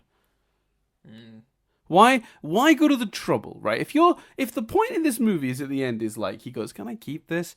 And they're like almost like, you know what? You're as good as any wizard I know. You're as good as a man as any I know. You absolutely deserve that. I can't think of anyone more deserving of such a special thing. You're like an honorary wizard. You can't use it, but it's symbolic that you have it, right? Why strip it of its actual power? What's the point of that? What's the point of making that choice? Like that's giving a child a fucking like toy. Like it doesn't do anything. It wouldn't do anything in the hands of a wizard. It wouldn't do anything in his. Why? Give him a fucking real wand. What does that change about this movie other than that it doing a cordless wand weakens that idea top to bottom, and it doesn't add anything to it. I don't. Maybe you can make some sense. I don't understand. Well, do you think it's because if it was a real wand, you'd spend the entire movie wondering whether he was about to get magical powers? Okay, bit of tension, fine. Because that's how they played it in the trailers. Yeah, that's absolutely how they played it in the trailers. In the trailers, they don't reveal it's a fake wand. It's ridiculous. Right. So they give you this hint that maybe he's going to do something magic with it. And honestly, like, fine. I wouldn't even feel cheated by that. If they gave me a real wand at the beginning of the movie, and I'm going, I wonder if they're going to do something. Maybe he's going to turn out. Well, especially at the end with that, with that scene with Dumbledore where you can make it. The point was never that it was real and he was going to do magic. The point is what the wand represents. Like, you could make that work. Right. 100%. And I feel like it just dampens it. And I guess, all right, maybe respect the audience's time somewhat and go, well, we don't want you to lead you down a path where you're going to expect a thing that's not going to happen. But at the same time, like, it weakens that thing at the end. I don't really understand the choice. Just let him have a real wand. It doesn't make a difference. Also, and I just, this is a proper nitpick. Like, let's, grab your bus ticket, Chris. We're hopping on. Yep. We're hopping on the mega bus. We're heading down a nitpick corner. Yep. Oh, the megabus. I haven't been on a megabus for years anyway. Carry on. Neither have I. For those of our American listeners or other international listeners don't know, megabus is like a super cheap, long distance bus service you can get in the UK. If you want to cross the country and you don't want to go on the UK's extortionate train services, you get yourself a megabus. It takes hours. They often break down. They go to major hubs in cities, so you've then got to find your way to where you're going from there. It's basically like it's a quarter of the price, but the journey takes 3 times as long. Yeah, and then you get left like in the middle of nowhere, like not in the middle of nowhere, but like somewhere really absurdly central and specific, and then you've got to figure out your own travel from there to the specific place you want to go. Doesn't matter. Anyway, Negabus. We're in Nitpick Corner, Chris. Got a question for you, mate. Got a question for you.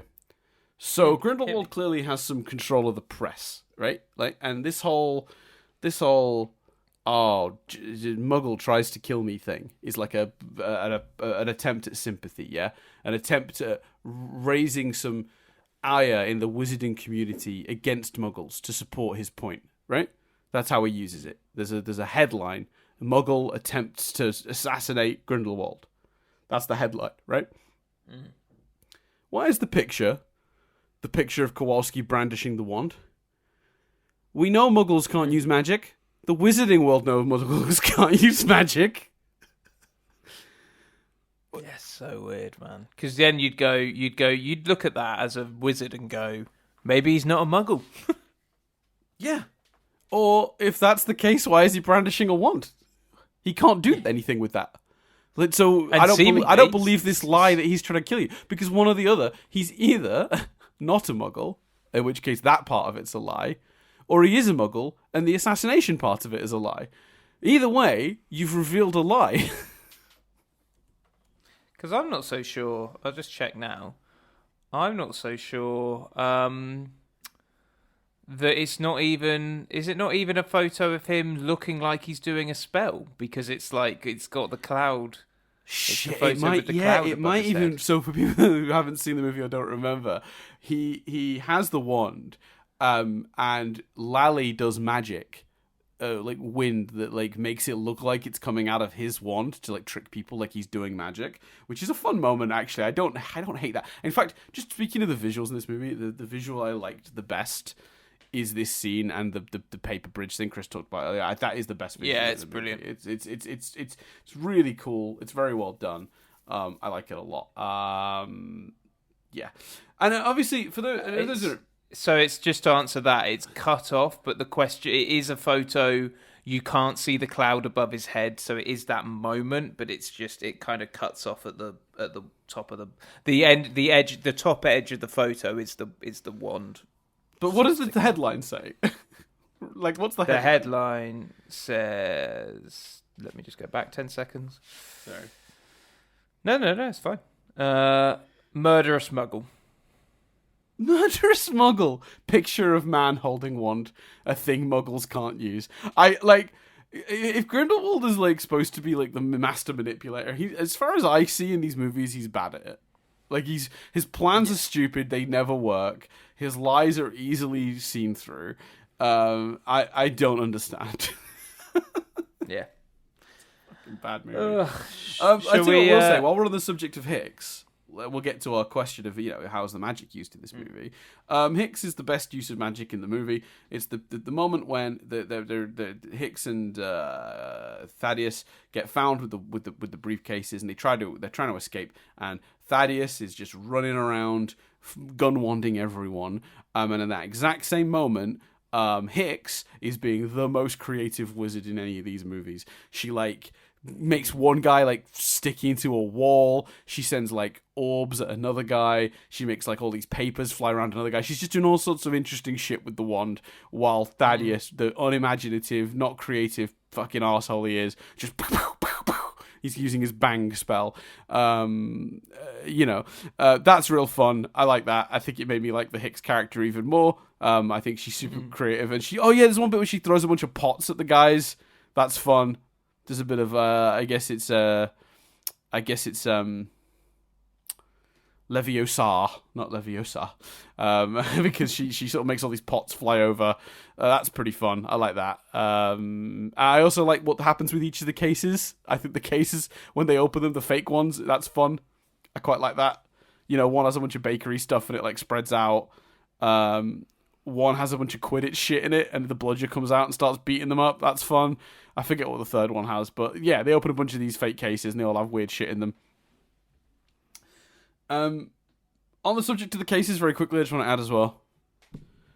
Why do they have to go to this guy to make the cases?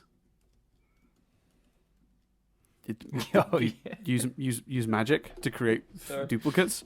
We literally know that spells do that. We've seen that. Why? We've seen it. Mate, we see it in this movie, the buns, when they come out the case. Oh, for fuck's sake, you're right.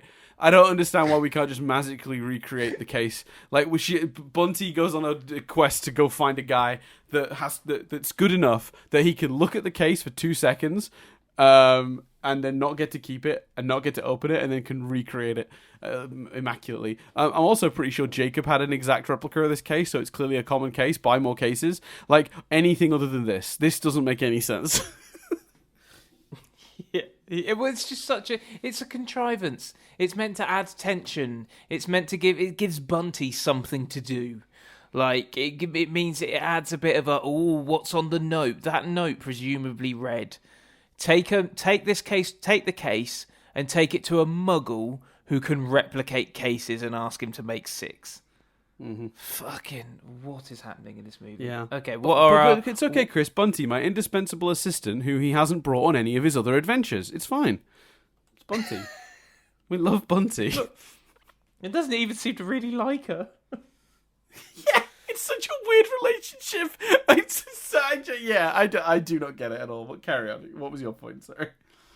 Well, this isn't the point, but you could have, again, another brilliant example. I'm there making up reasons and logic and auras and all of those sorts of things. You know what? Actually, you could have even have Tina fill Bunty's role, couldn't you? Because then they're not particularly together.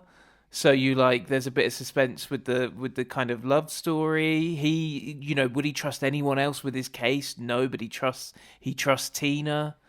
Oh, why isn't Tina in this movie? I was just going to take us to our questions, Dan. Yeah, so we've got a couple. I'm sure there'll be other points because I've got a bunch of notes I need to actually sift through. But I'll tell you, don't worry about time on this one, Chris, because I'm a little hint right now, mate. There isn't any Triv. I'm not doing Triv. The movie doesn't care. I don't care. I've not done any Triv. There's no Triv. Oh, really? Yeah. Okay, fair enough. Just gonna. Because look, the movie doesn't give a shit. Why should I give a shit? If they've put in no effort, I'm putting in no effort. I'm refusing. No cars exist, no Triv.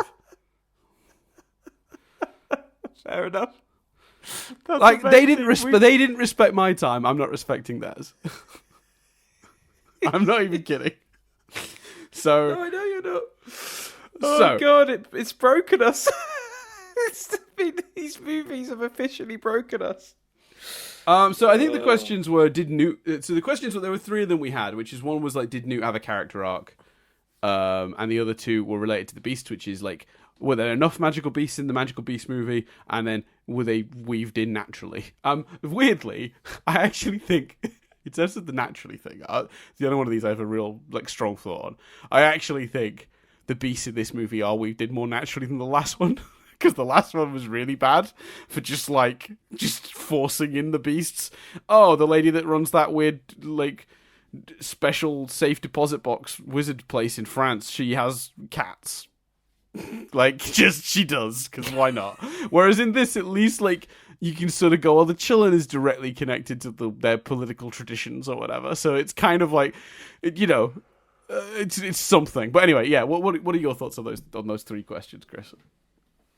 It's you know what it is. It's kind of how we were with in a way with is there enough wizarding school in our wizarding school movie, where it's kind of no, but that's determined by the plot. And here it's kind of well no, but they do. It is better than the last movie. And it's contrived as fuck, but I mean, when you bend the entire story around the chilling thing, you can't deny that they tried. You got to give credit where credit's due, and you got to go, well, they've tried to put Beast in this movie, so yes, I think there's not enough, but there's not enough because the film I want to see is that first Newt scene. But yeah, there's for the purposes of the question, yeah, there's enough. Yep, cool. I think so. What about Newt? What do you think Newt has a character arc in this movie? Just because we talked about the last movie, the arc was, what was the arc in the last movie?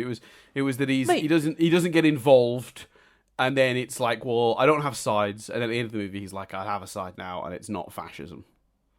No, mate, he doesn't have an arc because it's just literally a continuation of his last arc. It's, oh yeah, Dumbledore, I'll help you. But more than that, Dan, I meant to bring this point up earlier, actually. I'm glad I saved it for this. More than that, Dan, at the end, where Dumbledore goes, thanks for all you've done, couldn't have done it without you. What do you do? Because as far as I can tell, Dan, Bunty's the hero of this movie. Like, yes. Newt doesn't actually, other than, I guess... No, he doesn't even raise the Chillin, really. The Chillin goes very quickly to Bunty, who again, presumably, nurses the Chillin. What does Newt do in this movie? I mean, he saved the initial Chillin, the twin, I guess. Right. Yeah, okay. But then... In his first scene. But then, Dumbledore got them in trouble and got his brother captured. Then Dumbledore sent him to a crab prison to free his brother. Yes. And then Dumbledore sent him to the end of the movie. He just goes, the final of the movie is happening. Like in the last movie where it's like, we're all going to sit around and talk about the plot. He was like, well, this is all going to happen at this election thing. So you're going to go there with an empty case. No, but Dan, don't worry about that making no sense. It's not meant to make any sense because that's what confuses Grindelwald, obviously. We don't see that. We don't see any moments of him trying to look into the future and getting confused and the plan working. We're just told it's working. But, all right. No, I don't think Newt is particularly the hero of this movie. Who is though? Like that. So you're right. I agree with you. Bunty. This isn't me being. It's really. But what? But okay. But story wise, Bunty saves the day. Right? She shows up. She's got the Chillin, and it's like everyone underestimated Bunty because you remember that classic Harry Potter character Bunty. You know, like she doesn't even get mate. It's so insulting.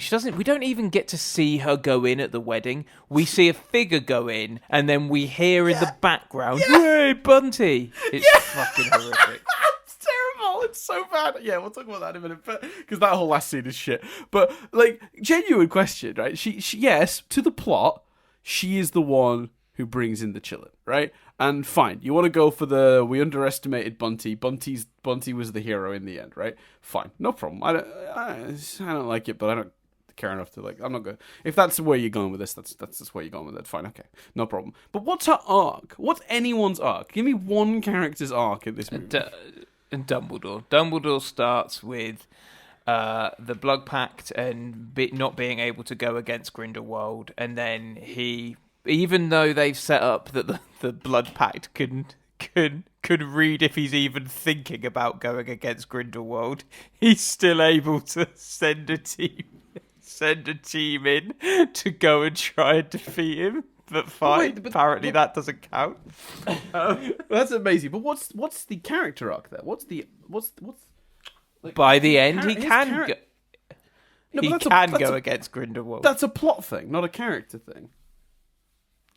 Well, he's realised... He's always wanted to go against Grindelwald, because that's the other thing this movie completely fucks up, right? And these movies in general fuck up, is in the book, pushes glasses up nose, maybe for the last time, in the books, the all that human drama is, nothing was ever stopping Dumbledore from going after Grindelwald, but he held off for years out of fear and guilt and all these very, very human reasons, and he deeply regretted that in the end. And when he finally did face Grindelwald, it was not a long fight, and he should have done it sooner. And it's evident in the books that was a real struggle for him, both in himself.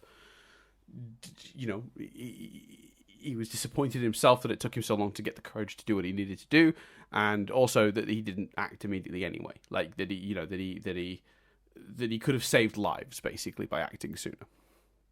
Now, that's all stripped now, because now it's just a magical MacGuffin that stops him from doing it, right? And it also equally the other side. Like, in the books, my memory, I've not got to that bit yet, but my memory is that Grindelwald has to be tortured by Voldemort to give up Dumbledore. Like, you get the sense that there's also affection on his side, and whilst he's been defeated, he's a defeated man going... okay, I'll just rot in prison and whatever. Which, you can't. these films have shat on that in so many ways. The Dumbledore stuff that Dan's outlined, but also they've not presented us a Grindelwald that I believe will ever do that. Like he doesn't kill Grindelwald. Let's not forget. He just beats Grindelwald, and Grindelwald is defeated, and then still has enough affection for Dumbledore to need to be tortured to give up the fact that he's got the Elder Wand.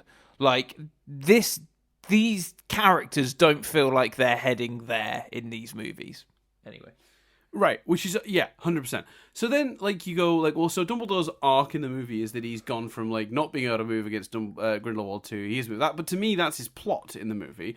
What's his character arc? What changes? No, I agree, but it's for me, it's the closest. Name me another. Like the movie just doesn't give anyone a character arc. Yeah, because Queenie's completed her character arc off screen. We start the movie with her having doubts about Grindelwald. That's already essentially happened. Doubts she should have fucking had from minute one, but whatever. And doubts that she grows conflict and stuff. I suppose Jacob, but again, arguably it's plot. But Jacob starts with the groom on the cake being led on the ground because, he can't marry Queenie and he's all depressed and hallucinating her, and ends with her in real life back in the bakery, the groom's on the cake and he's getting married to her. But again, if you want to turn around to me and say that's plot, again, I don't disagree. I'm just attempting. I saw some people theorizing online at the time that wasn't a hallucination and that Queenie was like magically reaching out to him. But we see it from the other side. We see it from Hicks's point of view, and there's no one... Oh, but it's like a mind thing. Mm-hmm. Right. Yeah, and if we're already doing mind palaces, I guess, if we're already doing blood pact based mind palaces, I guess, fuck it, who knows, right? Yeah, I'm alright with that. I guess Credence kind of, but again, it happens off screen. But to be fair, start of the movie, Credence is all, I'm a fucking you lied to me. And he becomes,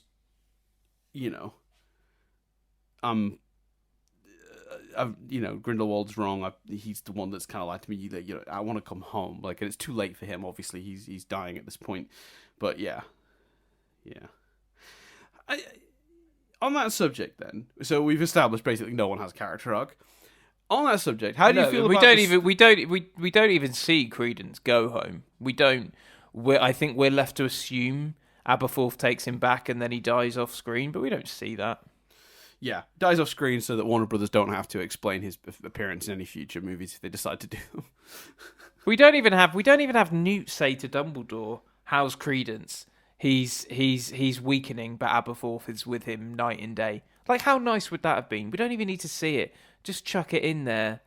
Yeah, because then that tells us something about Newt as well. Like, he's concerned for Credence. He still cares for Credence after all they've been through, sort of thing. Yeah. And it tells us what Aberforth has learned, what Dumbledore's learned. Yeah, you're right. That's better. I would have preferred that in the movie. So with that in mind, then, let's talk about the changes to the Ariana backstory, because. So, spoiler alert, in this movie they do in fact reveal the thing that people were theorising from Fantastic Beasts 1, which is that Ariana Dumbledore, after the the abuse she received when she was younger, and then, obviously, her father's retaliation, murdering, I believe, did he murder or did he just fucking beat up? I can't remember, but I think he murders the muggles that tortured her. Her magic turned inward on her. She became introverted, very much like Credence, and she became an Obscurus. I don't necessarily mind that as an idea, but I have one main real concern about what that might imply, though. We've established that Obscuruses don't live very long, right? And Credence is an exception, not the rule. It was kind of amazing in the first movie that he was over the age of 10 and alive with an Obscurus inside of him. Do you recall that being a big point of he can't be the Obscurus because he's an adult, and they don't live past 10. I remember that being a big point. I also remember the resolution to that being, he must be really powerful. Right. Cool. And I guess if you're saying Dumbledores are just powerful in general, fine, I guess. Maybe that's just in their blood. But do you think it weakens Dumbledore's backstory if it didn't really matter if it was him, Grindelwald, or Aberforth that killed Ariana in the melee, because at the end of the day, the Obscurus inside her was going to kill her within a few days, minutes, years anyway. I think all of this weakens the Deathly Hallows Dumbledore backstory stuff in general, including that element of it, yes. Yeah. By the way, there's someone's mowing outside, so if people can hear that, I apologise. Yeah, they're probably having more fun than we did watching this movie. It's really the Beast. Yeah, I mean the last. Well, basically everything since Order has really defeated us. Yeah, I think so. Don't you? Yeah. That's why I'm asking. I was curious on your thoughts on it, because like I felt conflicted, because there's part of me was like, well, no, you'd still won't be upset knowing that you might, because part of the thing in the book is the logic is Dumbledore. The reason he doesn't move against Grindelwald is because he thinks there's a chance Grindelwald truly knows who killed Ariana in that moment, and Dumbledore doesn't want to know if it's him.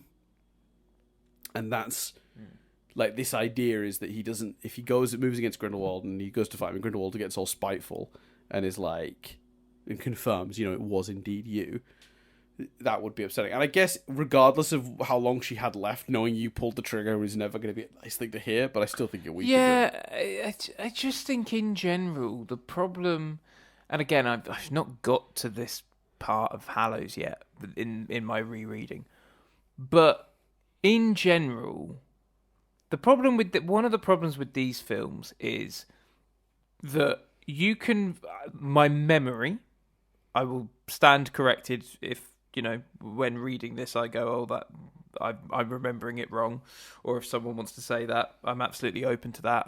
But my memory is that Grindelwald is portrayed as this wizard that had these ideas, and Dumbledore knew them. They fought. It was a big battle, but it's not.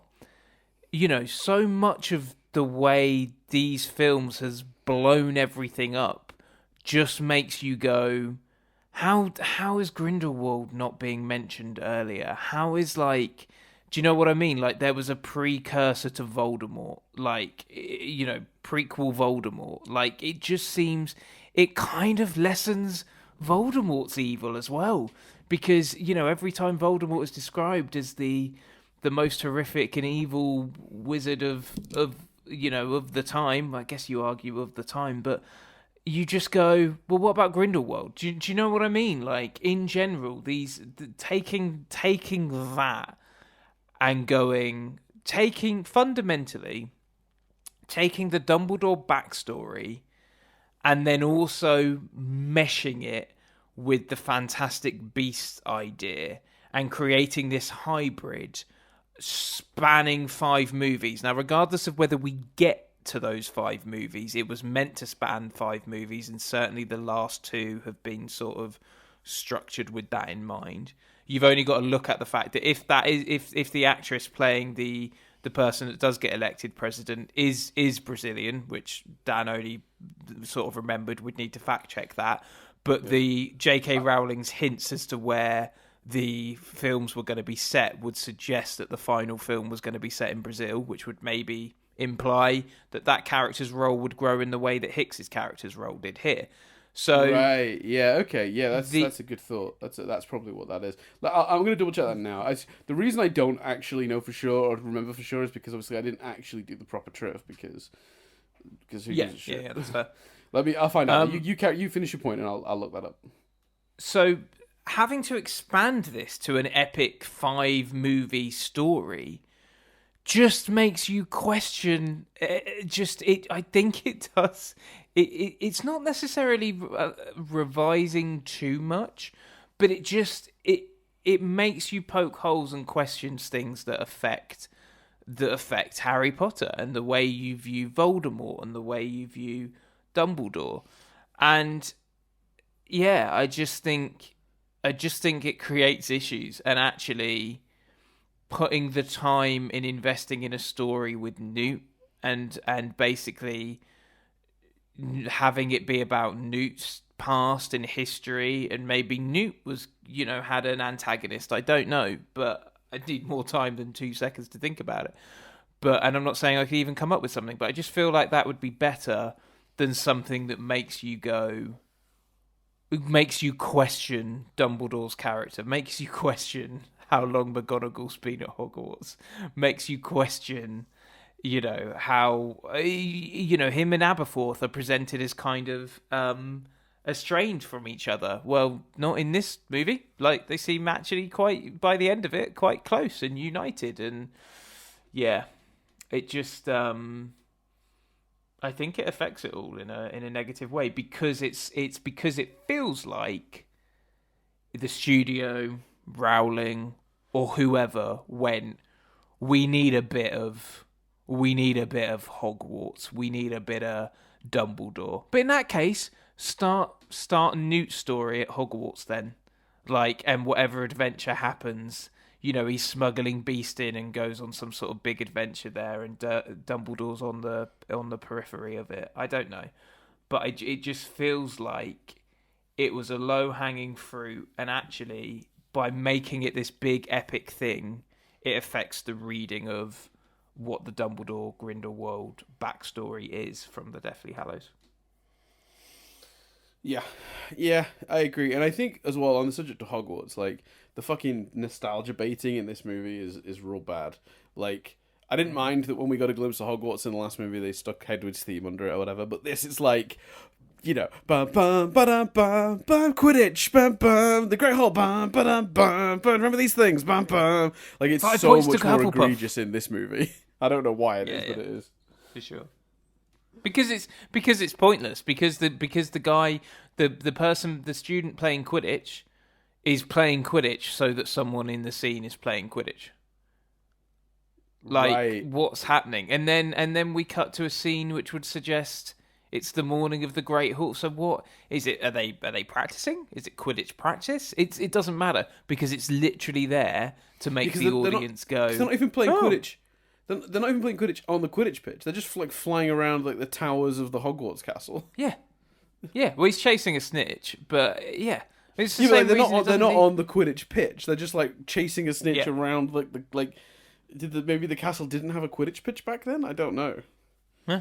Why is McGonagall there? So McGonagall's there.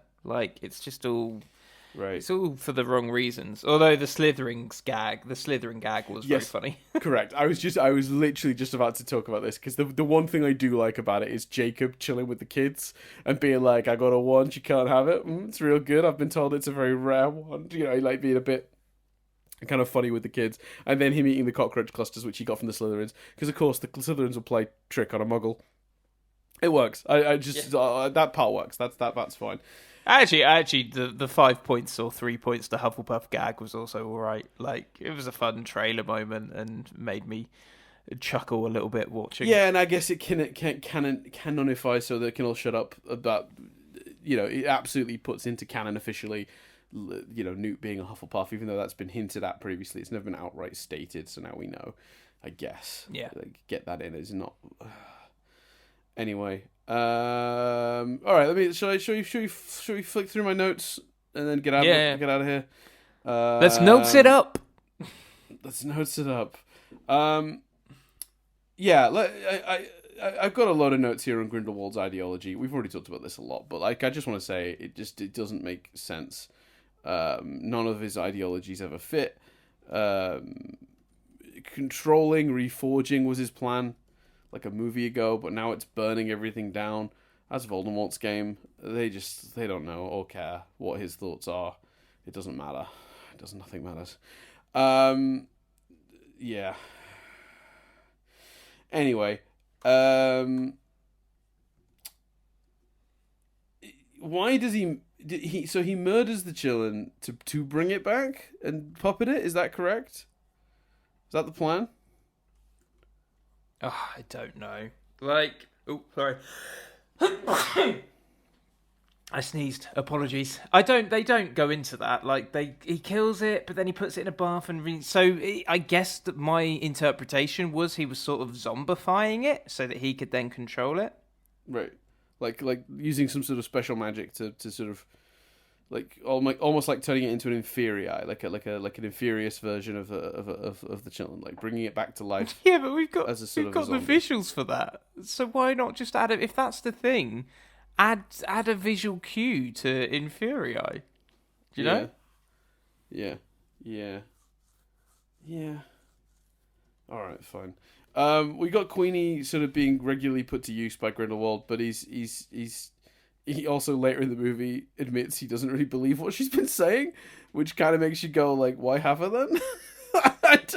Because we haven't even talked about there's a whole character we've just fucking skipped over here, Chris. Oh, I did confirm. Sorry, actually, I've got this on my screen. I'm going to say it now before I forget. The character of Santos is played by Maria Fernanda Candido, who is a renowned Brazilian actress. There you go. So yes, that is a thing. Basically, Rowling did a countdown of numbers, which were in. She basically put 5 in. The first one was, American English.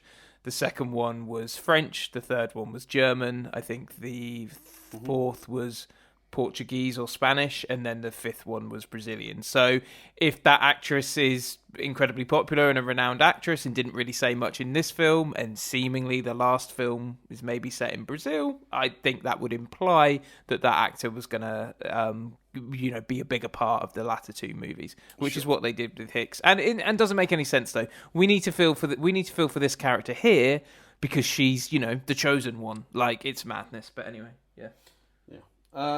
So we haven't talked about Yusuf at all. Yusuf's in this movie, everyone. Do you remember Yusuf? That character from the last movie? That had an estranged half-sister that then died. Well, now... The estranged Lestrange. Yeah. Very good. Just laughed at my own joke. Yeah. Now, it turns out both Thaddeus and Newt have gotten over Lita Lestrange real quick. But her estranged half-brother, he really still... He's the one character that still gives a shit. And Grindelwald takes those memories... It's fine, don't worry about it. Don't think about it, Chris. Don't think about it. And then Grindelwald is all like, well, if you're really on my side, you won't mind me taking away the memories of your sister. I think he'd mind that regardless, Grindelwald, but fine. So Grindelwald takes away the memories of his sister. It's a really creepy, weird scene. He pulls them out for some reason.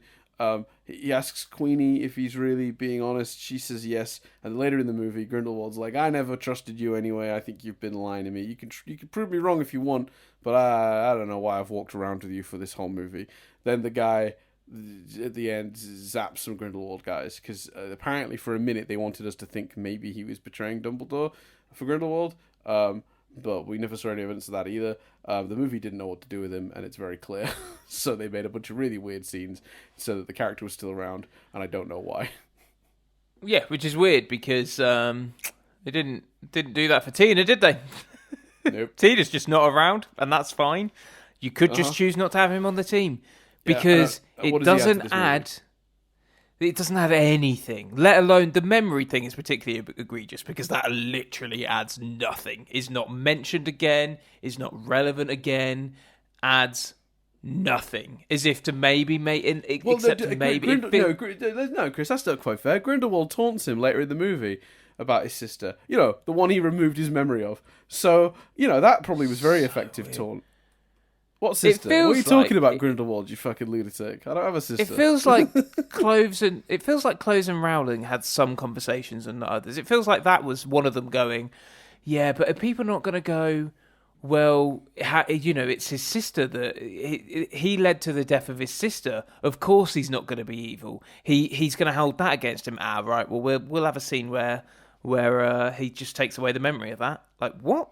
Like it's just so contrived but adds literally nothing to the story. Ugh. If I discover after this, Dan, that Cool Runnings is a bad movie, I'm going to be so upset. Yeah, for anyone who's just listening to these and doesn't know, our relief from sitting through all of these, our reward is Chris gets to choose the next rewind reviews. He's chosen Cool Runnings, which I am thoroughly behind. I'm just clarifying Chris chose it because that's the way it works. Chris chooses one, I choose one. It's Chris's choice, but it's a choice I'm 100% behind. Was on the verge of choosing myself at any point. Very excited. It better be an easy, fun, breezy watch. If it's anything but that, I'm going to be fuming. I'm going to be furious because I'm so done. It will only need... But the problem with Cool Runnings is it can go either way. Cool Runnings only needs to be only needs to hold up a little, and we're heralded it as one of the best movies we've ever done. Yeah. Or it only needs to suck a little, and we're heralded it as one of the worst movies we've ever done. Because we'll either already be fed up and be like, oh shit, everything's shit, or we'll be like, it's amazing. So there's no Cool Runnings. Unfortunately, Cool Runnings can't win. Our review of Cool Runnings is not going to be objective in any way. I hope it is, but yeah, I'd like to think I can do that. But yeah. Anyway, on to any other. Skim through the last notes. I've got a handful, so we'll go through these because these might lead to a couple more topics before we move on. Because we're after this, we're just ranking and leaving because we're not doing triv. So, Jacob scene. We talked about that. I can't. Oh yeah, I wrote this down. Jacob says I can't pass up a good portkey having popped out of a fireplace. Just sure. Absolutely madness that they haven't brought in Tina. What about Tina? Tina's not available. She's been made very busy by speaking out against JK. They're all busy. Jacob and his frying pan. Use it. There's a really funny joke that when she grabs him, he's got his frying pan in his hand, and he's got it for like the next 2 scenes. And I was really waiting for him to, bonk a Death Eater on the head. Not Death Eater, but like a Grindelwald supporter on the head with it or something later in the movie. Why not? Why set it up and then not use it? Have him use the pan. I think that's a fun idea. Yeah, it's a lot of fun. I enjoyed that gag a lot. I kind of think they switched the frying pan for the wand, and maybe that's it. But I liked the frying pan stuff. Again, yeah, they do. That's exactly right. They hand him the wand and they switch it. He literally puts down the pan to pick up the wand. You're exactly right. So yeah, but I love Dan Fogler. He's so good. What a performance! Now he's out of this because this is definitely not making it. They're not doing another one of these. We haven't talked about it yet, but towards the end they tack on some character closure. So we'll come to that in a second. But yeah. So they're not making any more of these. How to make a dumb script make sense. Make the point of it be that it doesn't make sense to confuse the enemy. Yeah, I've already mentioned that, but it's in my notes. Oh yeah, here's a question for you, Chris. Big question for me. Right. How can the audience appreciate or understand the stakes of any given scene if the plan is hidden? Say it to me again. How can an audience understand or appreciate the stakes of any given scene if they literally do not know what the plan is? Because the first act of this movie, we're all off to do something, trust the plan, not everyone knows all of the plan, so then they're all going to random places, getting mixed up in random shit, and a part of me went, oh, maybe this will all come together the first time I saw it, and we'll understand what everyone is doing in all these places. But it turns out most of it amounts to nothing anyway. Prior to that being the reveal, I'm just like, how can I be invested in this? You know what it is, Dan? Hopefully you're going to go, either you're going to go, you're talking shit, or you're going to go, yeah, I think you're right. I think what they were trying to make is a heist movie. What they, by having these different separate pieces come together at the end, the idea of the 6 cases is incredibly heist-like. Not, a group of people, all with different skills, doing different things. They wanted to make this a heist movie. Here's the problem. The trick of a heist movie is you understand the stakes and you think you understand the plan, and then there's a bait and switch at the end, and it turns out the plan was something else all along that was hidden from you. That's the formula for most heist movies. Certainly, like the Ocean's movies and others. The problem here is they've not given you a plan you think you know, and then twisting it at the end, and this was the plan all along. They're keeping the plan, as you've just said, they're keeping the plan hidden. So as a heist movie, it fails because it's not doing what a heist movie should do. It's not giving you one thing and then revealing it's another. It's just not giving you a thing, and then revealing what it is, which isn't as effective for the audience. Yeah, so it's like we're getting the pieces to a puzzle we don't see, and even if the answer to that puzzle would be satisfying once put together, it isn't in this case. But even if that was true, it still wouldn't be compelling to watch. Yeah, Purposefully not understanding the plan or anyone's motives or goals scene to scene. Like, let's look at the assassination scene, right? So the one useful thing that any of these characters do all movie is they send in Hicks and Jacob to foil the assassination of Santos, right? I think that's what happens in that scene. It's hard to tell. So they're there to stop Grindelwald assassinating a political opponent. Correct? I think? Mm-hmm. But we don't know that. So we're watching this scene and going, why are Hicks and Jacob at this fucking fancy party? And then Queenie's walking in and Jacob's all like, I can see Queenie, she's ignoring me. I'm gonna fucking, this Grindelwald guy. He shows up, he's like, I'm gonna fucking go kill Grindelwald. It's like, were they sent here so Jacob could go attack Grindelwald? Like, why were they sent here? So the whole scene, I'm just going, I don't understand what the stakes are here. I don't understand what's the stake. Doesn't Dumbledore... Well, no, because what's the dialogue then when Dumbledore's like, there's a dinner I recommend you attend? Is that it? Is it literally just that? Yeah, I don't remember exactly, but yeah, I think so. I don't think he says anything else. So we keep getting these shots of a guy, one of the waiters, who's a shifty-looking dude, and go, maybe he's a Grindelwald guy, but is he there to kill Jacob? Because who's he there to hurt? Who's he there to... What's his plan? So the whole scene doesn't play out with any tension because I don't understand what's happening full stop. By the time I understand what's happening, it's all over. So how about you have Dumbledore say, look, I've got reason to believe Grindelwald is about to try and assassinate one of his political dissidents. We think he's going to try and poison their drink.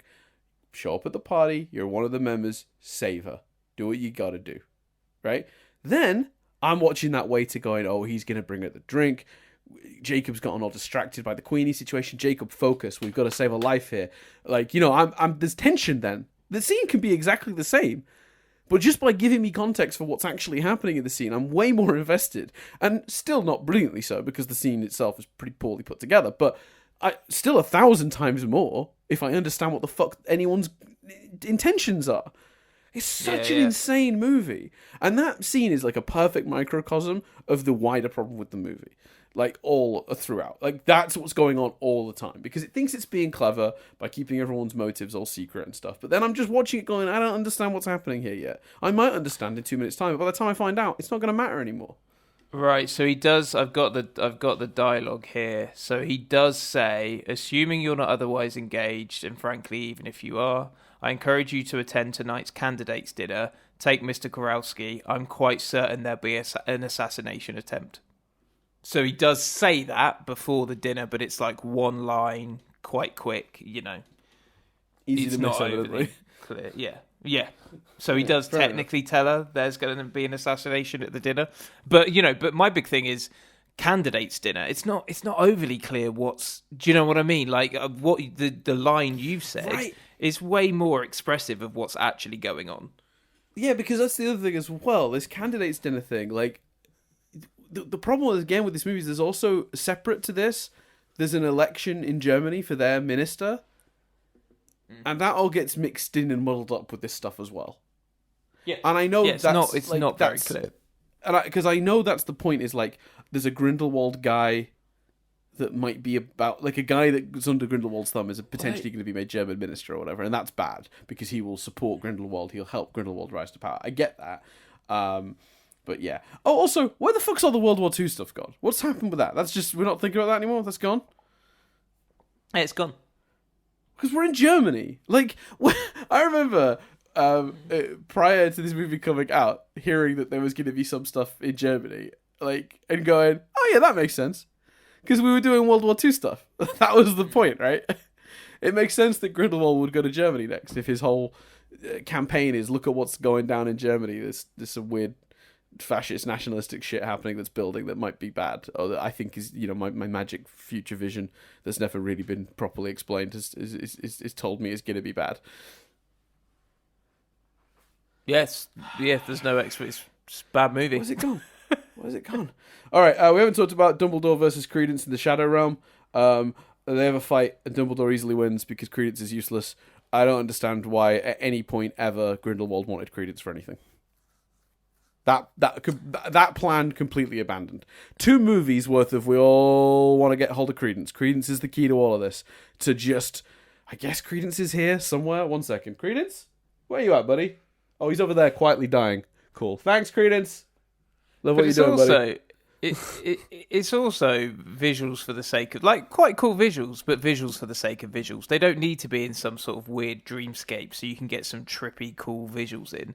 There's no story purpose for that. It's very confusing. Dumbledore's... There is a little, actually, because you can't have that fight in public, muggles and stuff. So I do think... When have these movies ever given a shit about that? Yeah.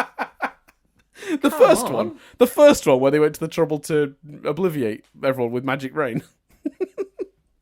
Maybe, but again, if Dumbledore's got magic breath powers, which sends people to different mindscapes, I feel like that would have been relevant to other movies as well.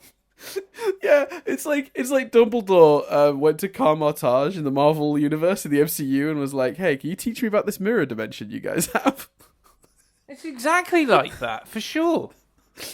Like, we saw it but in honestly, 2016's Doctor Strange, and really want to. I think I'm going to go back in time now to the 20s and use these powers. It's really useful.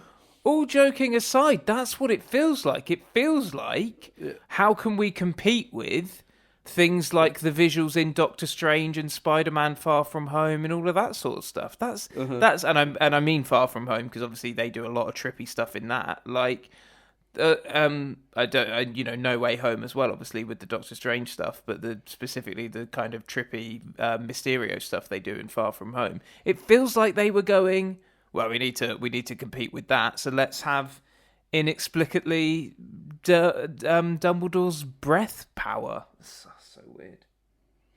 Yeah, and like from my perspective as well, like I just think like it feels like such a lazy like solution. Like they've gone like, oh, 2 movies where Credence is the plot, Credence is the thing, because what Grindelwald's plan is to kill Dumbledore because Dumbledore's in the way, right? And then in this movie they went, shit, like we kind of want Grindelwald's plan now. We've changed our minds.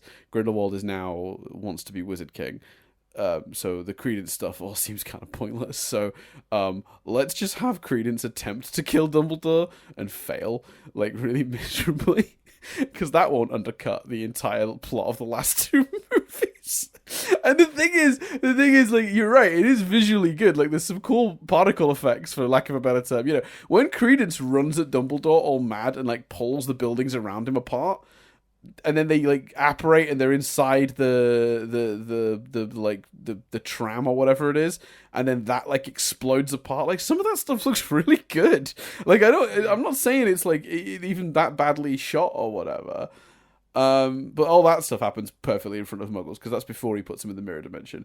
But then they're just like, they're just like full on like wizard dueling, but like it's just Dumbledore just like holds out his hand, not his wand, and like knocks Credence down, and then like Credence like floats through the reflection in the water, and then it's just on the street or whatever. It's all cool, but it's like it just makes Credence look like nothing. And I'm just like, and even that weird having a cool camera shot where it goes down and then it's upside down and then it flips around doesn't make up for the story deficit here of what the fuck is happening. Like, yeah, because what are we doing? And for anyone listening thinking that Dan is like being a bit harsh on that or overemphasizing its importance, that scene is the payoff to the big concluding moment of the film before, which is You're a Dumbledore, you've got all this power, and you're the one that can defeat Albus Dumbledore for me. That is the ending beat of Crimes of Grindelwald. And this scene, it was the running story of the previous 2 movies in their entirety. Grindelwald was trying to get Credence. For what reason we weren't sure at first, but it became clear it was because he thought Credence was the only one who could defeat Albus. Yeah, and this breath puddle sequence is the conclusion and payoff for that. For 2 movies worth of stories and your big climax at the end. But that's the problem. That's the problem with these movies, especially when you watch them close together. The other big climax, as Dan has pointed out already in the notes section of this, the World War II stuff has just disappeared. Like, nothing carries over. The pain of losing Lestrange, who Newt's brother was engaged to in that movie and doesn't bring up in this one. It's crazy. Yeah. Any other notes? Yeah, I got a couple. I do like when Jacob and Queenie finally talk, free of like Grindelwald's watchful eye. You know, not when they briefly interact at the dinner, but like when they during the stuff with the suitcase, like, you know, during the shell game, they all have a chat. They get a moment to talk, and Jacob's just like, shit. Like, Dumbledore told me my heart was full, and he was wrong. Like, I've always got space for you, and that's really sweet, and I think it works really well. And I think both actors prove that they're better than this writing in that scene, because they both do a really good job, and it's the writing that, generally speaking, has let them down. I'd also shout out the Tina and Newt scene at the end. I think it's really sweet. I think it's incredible, great chemistry between Eddie Redmayne and Catherine Waterston. Yes. Just would have liked to have seen more of it in the movie. But let's talk about the ending, because I you know, as notes go, like I definitely got a couple notes on this. Like, is the ending attacked on? Shit, we're probably not getting to make the next 2 of these. Let's wrap it all up neat. We'll throw in one of my favorite lines from these movies, because it's just so clearly J.K. begging the studio. I'll do that again anytime if you ask. Yeah, thanks, Newt. Thanks, Newt. Oh, all you gotta do is ask. I'll do another one of these fucking stupid Beasts Grindelwald movies. They should have put that in the honest trailer. That would have, because they do a bit about how the next movie isn't coming, and they should have gone, you know, it feels like J.K. Rowling wants to do it though, and then cut to that scene. Yeah. When I saw that line, when I heard that line, I literally laughed out loud, because I didn't clock that when I saw it in the cinema. But yeah, on this rewatch with that in mind, I was like, holy shit. But it just feels so hollow, because fundamentally, he's not been allowed to become wizard president, but otherwise, the status quo of Grindelwald is exactly the same at the end of the movie as it is at the beginning. I guess, isn't it? Except we've established Credence is dying or dead, I guess. So the thing they've been fighting over for 2 movies and then forgotten about in this one that's finished too. Yeah, but that's irrelevant now, because the blood pack's destroyed, so Grindelwald can attack him if he wants. Oh shit! Yeah, fuck it. Yeah, I don't know. So it does feel a bit tacked on, but actually, like, nothing's changed apart from Queenie's back. Yeah, well, they get married. They got married. Well, that's the thing. So what's changed? I don't understand. Did American politics shift during all this? What happened here? Jacob decided not to care, maybe? Well, don't know. Oh, yeah, because in the last movie, the thing was Jacob and Queenie could get married, sort of like on like officially, but like, you know, risking Queenie being in trouble with the American government for doing it. You're right. So they're still getting, because I'll tell you what. Here's the other thing, right? You're gonna do a political movie. Maybe let me hear what the other candidates want, because the movie is also asking me. The movie is also asking me to believe the Chillin. Mate, the movie wants me to go, oh, the Chillin said Santos is good, so I guess she's good, right? Mate, you never mind. You want to hear what the candidates want. I want to hear the candidates. Yeah, right. I don't know what those actors sound like. So this is the thing. Yeah, well, I think there's like I might be misremembering, but I might be my brain might be exaggerating this. But isn't there a bit when they cut and they've just been having a speech, and you hear a commentator guy be like, "Wow, what riveting speeches that all of the candidates have just given off screen." Like, isn't there a bit when they cut towards the end to all the candidates on the stage, and they've clearly just been, you know, doing their, you know, politics stuff, and the movie's just like, "Nah, don't worry about that. Good guys, bad guys. Chillin' will choose." I liked that we've established, like, I've already given my Jacob rant, but also, you know what? Hicks, Newt, like, they really should go, the Chillin can identify the person to lead. Because if the Chillin is just debating people that are kind of pure, we've established that Dumbledore in the past has kind of had bad instincts. You know, Grindelwald says in the first scene, you said we could restructure the way things were done or whatever. So for the Chillin to just be like, to only go to Dumbledore, and Dumbledore to be like, there's one other candidate, I'm like, this is weird. Like, Newt and Jacob and Hicks have been proven to be, do you know what I mean? Like, good people. But also, I'm sorry, I'm sorry, but hey, JK, do you remember Harry Potter? Do you remember those books that you wrote? Do you remember how Dumbledore was a deeply flawed character and literally knew Harry was quote-unquote the better man, and he knew he was not suited to power? You know how he's always, and even been shown, I actually think one of the things they've gotten right in these movies is the characterization of Dumbledore. Because even in these movies, he's been shown to be a fucking manipulative twat. Like, the start of the second movie, it turns out that he sent Newt to get the Thunderbird, knowing Newt would try to return the Thunderbird to America and get all tied up in the Credence stuff. Like, what an insane long-form manipulation that has been for Dumbledore. He has always been a plotter and a manipulator, and I want to read you the quote from the fucking movie, because the Chillin bows if you're pure of heart, good and worthy. But if you're cruel and deceitful, she'll see that. Well, Dumbledore may not be cruel, although I would debate that too. I think raising a child for slaughter is cruel. I think dragging Newt unwillingly into all of this shit is cruel. I think taking Jacob into this really dangerous situation with wizards when he's a muggle and then going, cool, we're here now, bye, and abandoning him is fucking cruel. But let's just pretend that none of this is cruel, because his ultimate goal, you know, for the greater good, blah, blah, blah, is to take out a fascist, and that, so even though these things are technically individually cruel, they add up to a good, so that the Chillin can't see that. It's still deceitful. It's all deceitful, and Dumbledore knows this about himself, and he literally says that he never took the Ministry of Magic job because he wasn't right for the role. He knew he wasn't suited to power. So why does this fucking stupid horse thing that's supposed to be so good at spotting someone who would be good at a leader bow to Dumbledore? If anything, I call BS on the Chillin. I think the Chillin is shit at its job.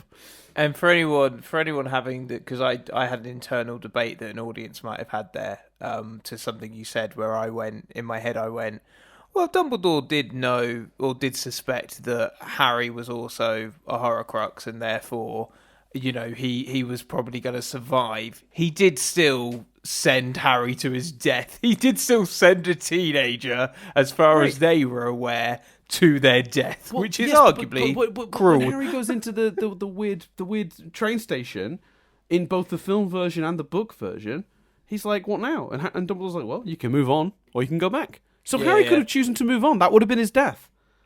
Yeah. Either way, true. Dumbledore was raising him for slaughter. Like, as far as I'm concerned, and look, for the greater good. But that is literally Grindelwald's thing, for the greater good. So overall plus for the wizarding community, but at the expense of those around Dumbledore. Always. Yeah. Deceit, lies. That's Dumbledore's game, right? There is no way that fucking Chillin should have bowed to him.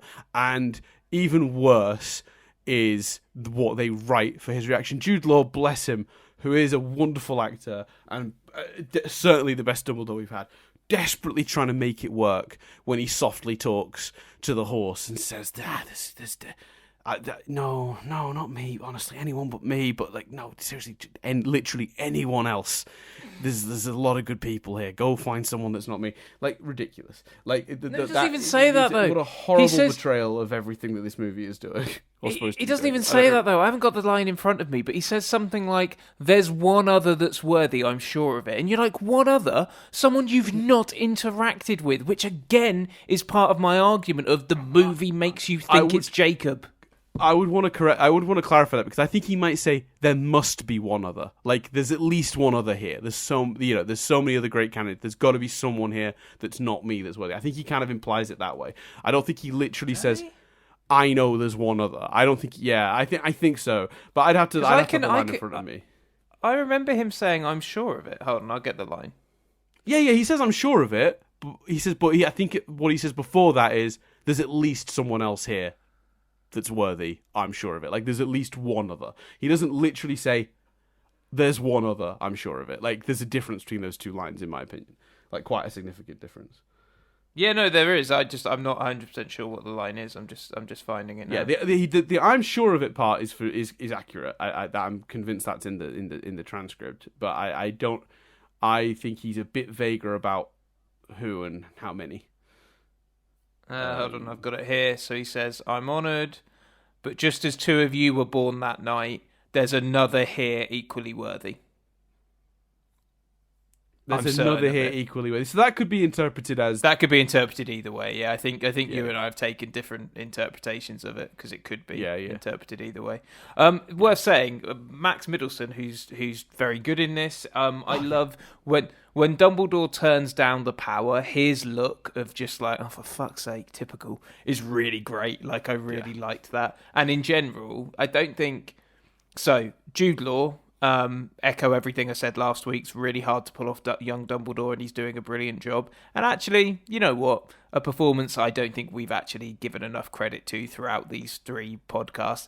Eddie Redmayne is great in this role. And, like, you know, it's things like his little look when he says to Dumbledore, what about, and just sort of holds up his hand, which should be holding the suitcase, but isn't, the briefcase, but isn't, and sort of that's his way of going, what about my briefcase? It's just really sweet and endearing, and I think Eddie Redmayne, I think there's flaws in how the character is written, but I think Eddie Redmayne is doing a great job of working with what he's been given. Yeah, I think he's the reason he's not thought of too much when people talk about these movies is because the character is so poorly written. But I agree with you. I think he's doing a great job, and you know what, the cast in general, I think, top notch. Like, I really like everyone in these movies. I don't think any of the cast members here don't work. I think they're all doing the best they can with what they're given. You know, top to bottom, they've all got even like, you know, Theseus, and like, you know, even down to small roles like that. Like the guy that runs that weird fucking insane gulag prison. Like, that actor is clearly having a lot of fun working against Eddie Redmayne and being grumpy with him and stuff. And even he gets some good lines in. Like, that's a good exchange. I like him. We've already talked about Hicks. She's great in this. The actress playing Bunty's doing a wonderful job. You know, they're all killing it pretty much. The only actor in these movies that I actually particularly don't care for, really, strictly speaking, of these 3 is Ezra Miller. Who I'm not a fan of, generally speaking. I think their version of the Flash is okay, I guess, but I don't think I've ever seen an Ezra Miller performance and been like, oh, they're killing it. Good work. No, I think that's very fair, and obviously, you know, to some degree, I've certainly, these last 2 I've only seen, you know, in a context world when it comes to them. But even despite that, the performances they're giving, just a bit inconsistent for one, and just not. There's not particularly a lot of gravitas pulling you towards that performance for sure. It's just like this constant sad sack approach, just like, I'm beaten down and sad all the time. It's very one note. That's what it is. It's one note. And it's written one note, which doesn't help. So that's not 100% their fault, but it's not a great performance. And it's funny, because anyone going, well, you just don't like his performance because you're influenced by the fact that they've done all this shit. We complimented Johnny Depp last week. I think Johnny Depp is a deeply problematic, shitty person. Now, anyone going, but the trial... congratulations. The media circus has got you in their little hands. Both people in that trial came out badly, in my opinion. I don't understand why anyone thinks Johnny Depp comes out of that as a winner. Both shitty human beings. Shitty human beings in a deeply toxic relationship. There's no winner in this. So we very quickly, actually, on the subject of Depp. So we complimented him last week, just despite, I should say, you know, him being in my opinion, still a deeply problematic figure, we were willing to just put that aside for a second to acknowledge the good work. The same way that even though we both feel that way about J.K. Rowling, we're acknowledging as well that the work she did in those original books stands and is really good. It's not on display here. This movie is a mess, but yeah, that's a factor. So I don't want anyone to think that the reason we're suddenly talking about regardless of their choices outside of these movies being what they have been, I would feel that way about this performance. So sure. I don't want anyone to think that's been influenced by it. So yeah, not a huge fan of Ezra's work here. I tell you something funny actually though, Chris. I did find out about this movie. They had to pay Johnny Depp his entire wages for this movie. Yeah, I did know that. Yeah. Isn't that funny? Apparently he filmed one scene before they removed him, which was enough to bond the contract. He got paid. That's crazy, isn't it? Yeah, it's a weird old world we live in. Anyway, and Max, even weirder, Max Middleton. I can never say his name right. Mads Mikkelsen. He's come out and said that Johnny Depp could return to the role and he'd be fine with that. And it's like, God, that'd be so confusing if he just went back to, if they did make a fourth, which it seems unlikely, for it to just go back to being Johnny Depp would be really odd. I will say, I think I preferred Mads Mikkelsen personally for my own interpretation of the character, but I thought Johnny Depp made some interesting choices. Yes, I think, and to be fair, this is potentially unfair because they didn't really interact with each other, but I thought Max had better chemistry with Jude Law. But to be fair, that Jude and Johnny didn't get a scene together, so I might be incorrect there. Mm-hmm. Shall we? Did you have any other notes before we rank? I can't believe we've still managed to talk about this movie for 2.5 hours. God, but anyway, I can. It's awful. It's so bad. Let me see very quickly.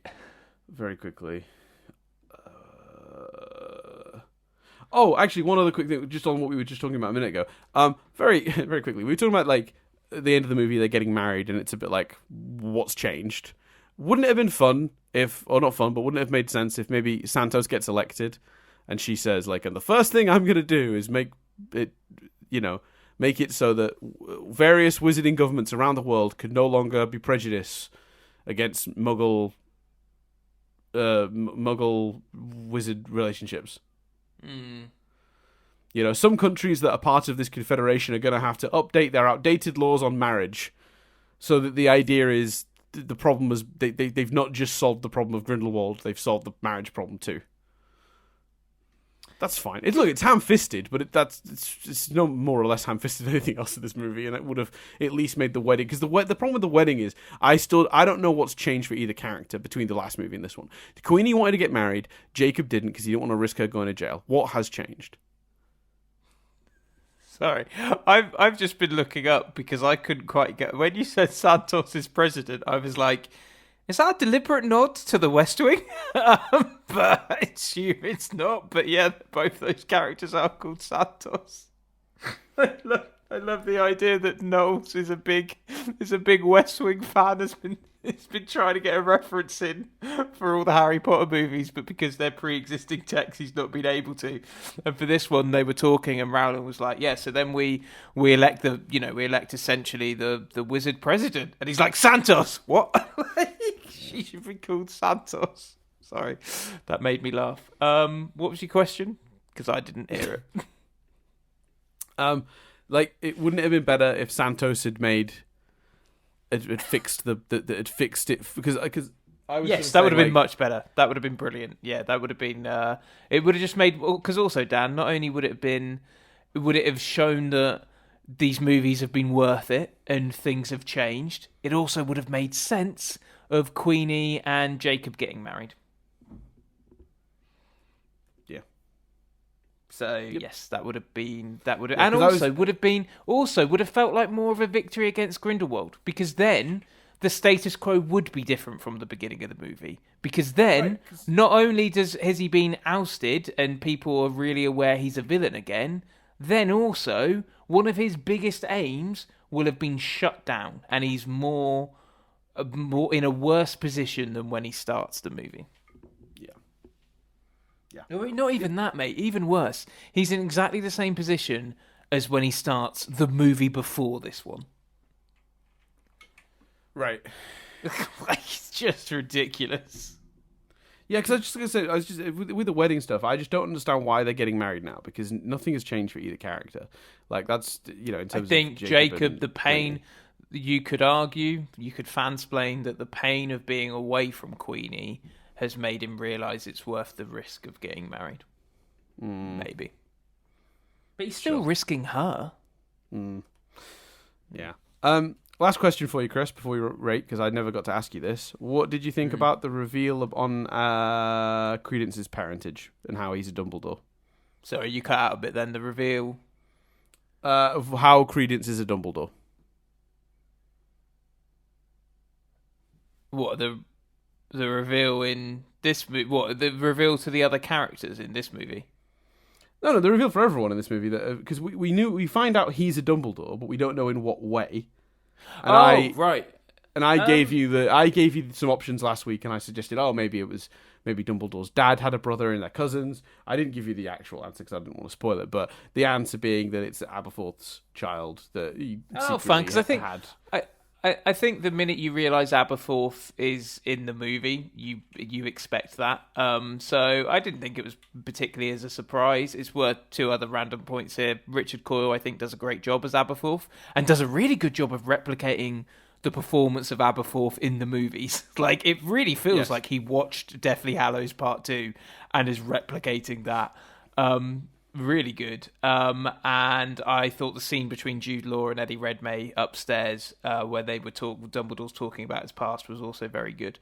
Both actors did some sterling work in that. It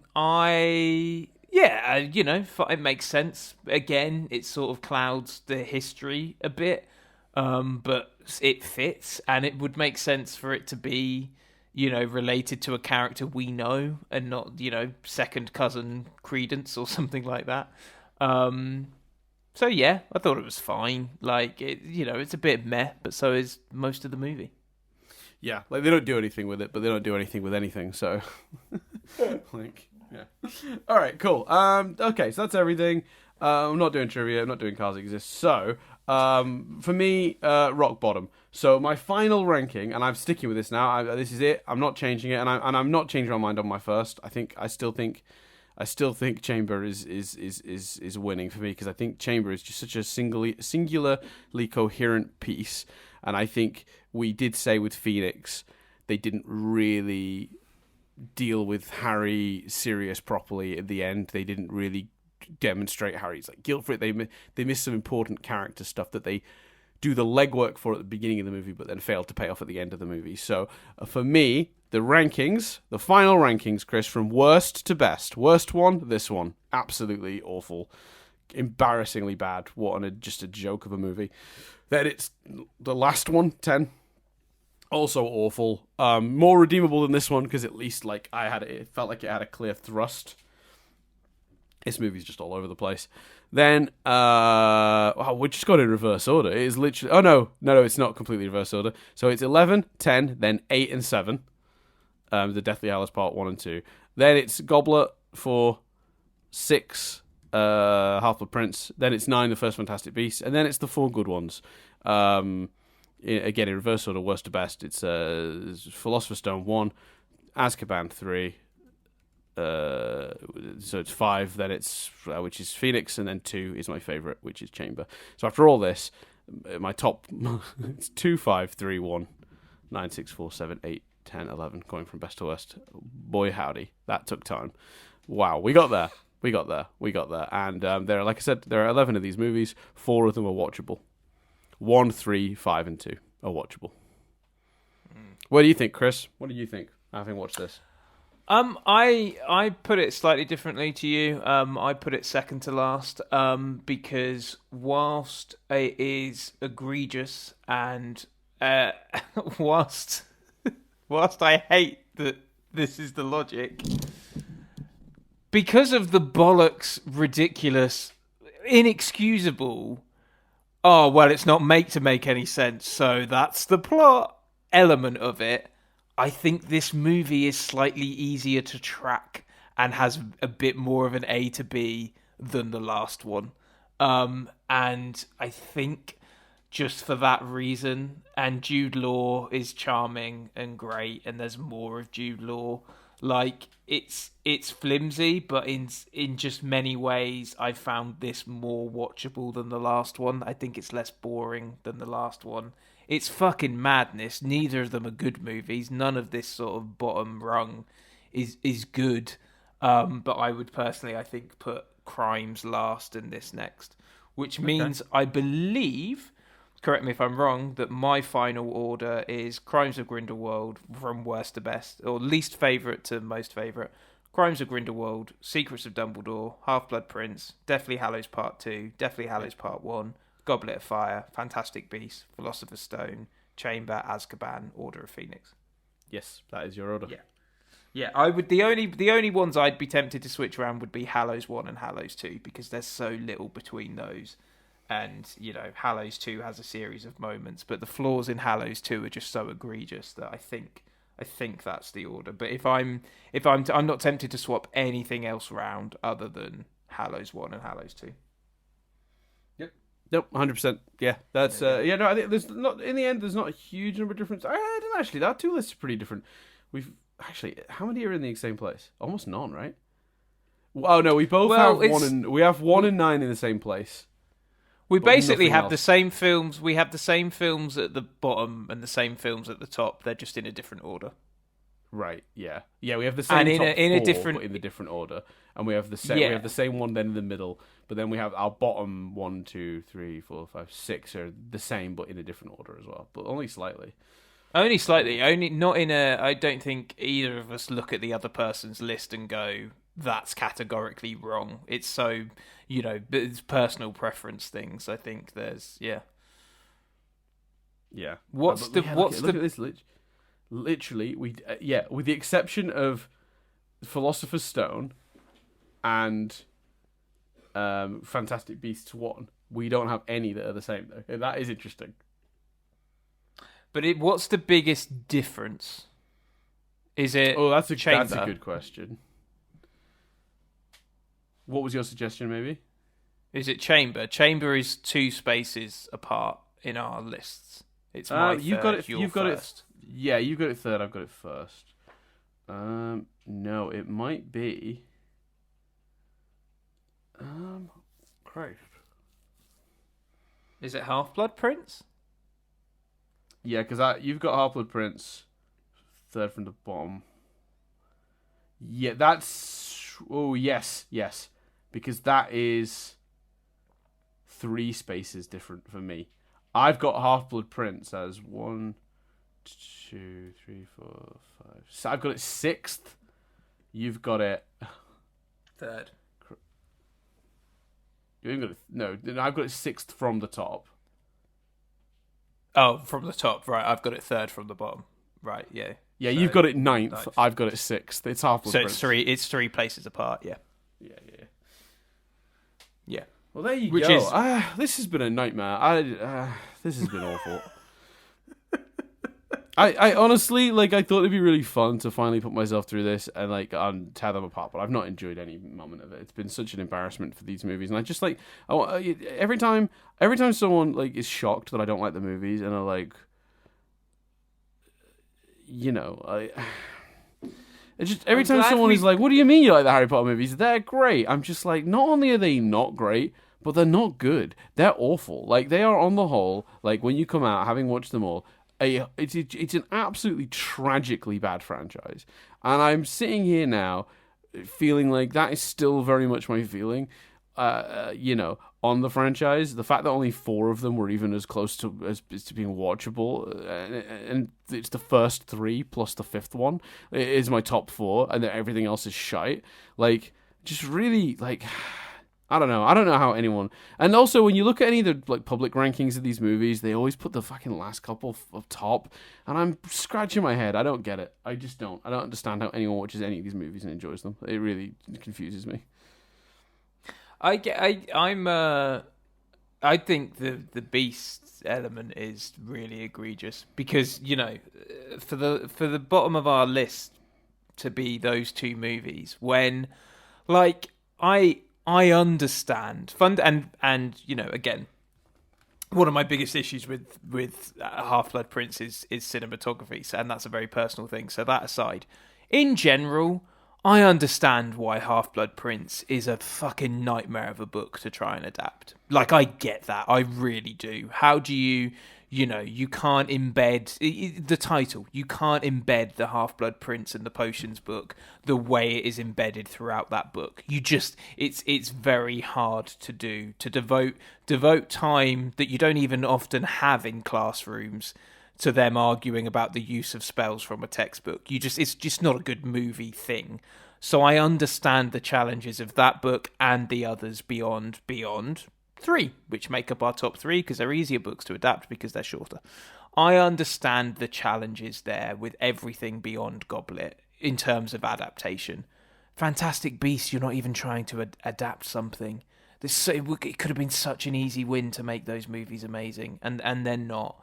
And, you know, it's in a way, I'm glad we've done this because I've reread the books, like, you know, and that's been fun. That's been entertaining. I'm glad that we've managed to get ahead and record all these before we start getting feedback for the later ones where we really start going to town.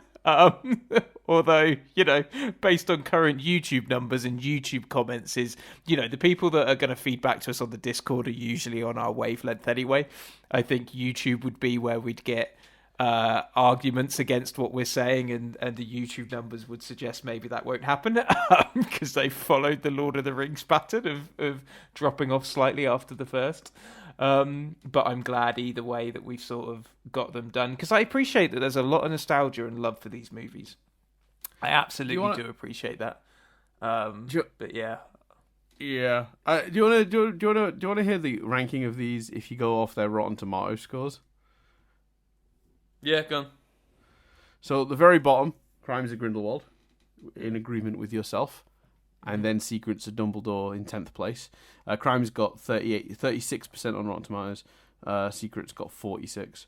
Then we go to Fantastic Beasts, so those 3 are literally at the bottom, and that one actually got 74%, which is not too bad. Then, inexplicably in 8th place, Order of the Phoenix. What? 78%. Fucking hell. Then I thought you were going to say... Then Deathly Hallows Part 1. 79. Then Sorcerer's Stone, 81. Chamber of Secrets, 82. Half-Blood Prince, 84. Goblet of Fire, 88. Prisoner of Azkaban, 90. And the top one, bafflingly, Deathly Hallows Part 2. 96%. I think in general consensus, Deathly Hallows Part 2 and Chamber of Secrets are where we disagree with people the most. We've got Chamber a lot higher than most, and we've got Deathly Hallows Part 2 a lot lower than most. Mm-hmm. Like if you look at, you know... And I think we have Order of the Phoenix a lot higher than most as well. Yeah, although I have seen Order of the Phoenix high on some lists and on like YouTuber lists and stuff as well. I think in general we do have it higher than most, but I think that where we disagree most with sort of the consensus is Chamber and Hallows Part 2. Yeah. So there you go. Well.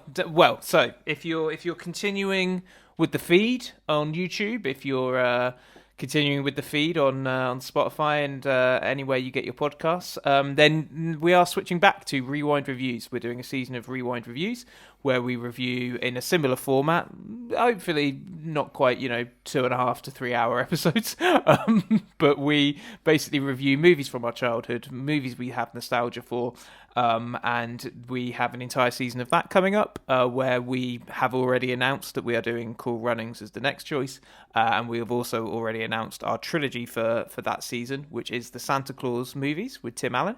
And then we will be doing the first season of Legend of Korra. So, if you found this through Harry Potter and you want to hear us in a better mood, then give some of those. There's a back catalogue out there with a range of movies, Space Jam, the Matrix trilogy, the original Star Wars trilogy, all sorts of the big hitters you'd expect. Big hitters like The Parole Officer and Last Action Hero. Yeah. There's some unique choices in there as well. But it's a fun series to do, and we are kicking off the new series with Cool Runnings. So please, check that out if you're interested. If you're really interested, Cool Runnings is available now on Patreon, which can be found, Dan, how? By going to patreon.com/nothingbutstatic. You can also send us your feedback, bile, anger that we've not liked any of these later Harry Potter movies. You're welcome to do that through various methods. You can email us, mail@nothingbutstatic.co.uk. You can get us on Twitter Dan Doolan and @cbillingham with 2 M's. You can also get us at nothing but static without the G. You can leave a comment on the YouTube channel, youtube.com/nothingbutstatic.uk. If you're listening to this through a feed of some sort and you want to give us feedback, you can always go to the YouTube channel and leave comments there under the relevant video. You can also support us in lots of different ways. There's the Patreon, as Chris already mentioned, where you get episodes a week early. It's as little as $1 a month. And potentially some bonus content coming up soon, but the episodes of Analyzing Avatar, our show we talk about Avatar, where we're moving on to Korra soon, and this show, Rewind Reviews, will go up there a week ahead of their official sort of iTunes, sort of Spotify release. So that's good. You also get to join our Discord when you go on there, which is also fun. We chat with some of our listeners in there regularly. Well, I do. Chris pops in every now and then and blows everyone's minds. I don't think that's true, but yeah. Let's go. Just more out of surprise that you're in there at all. So yeah, that's good stuff.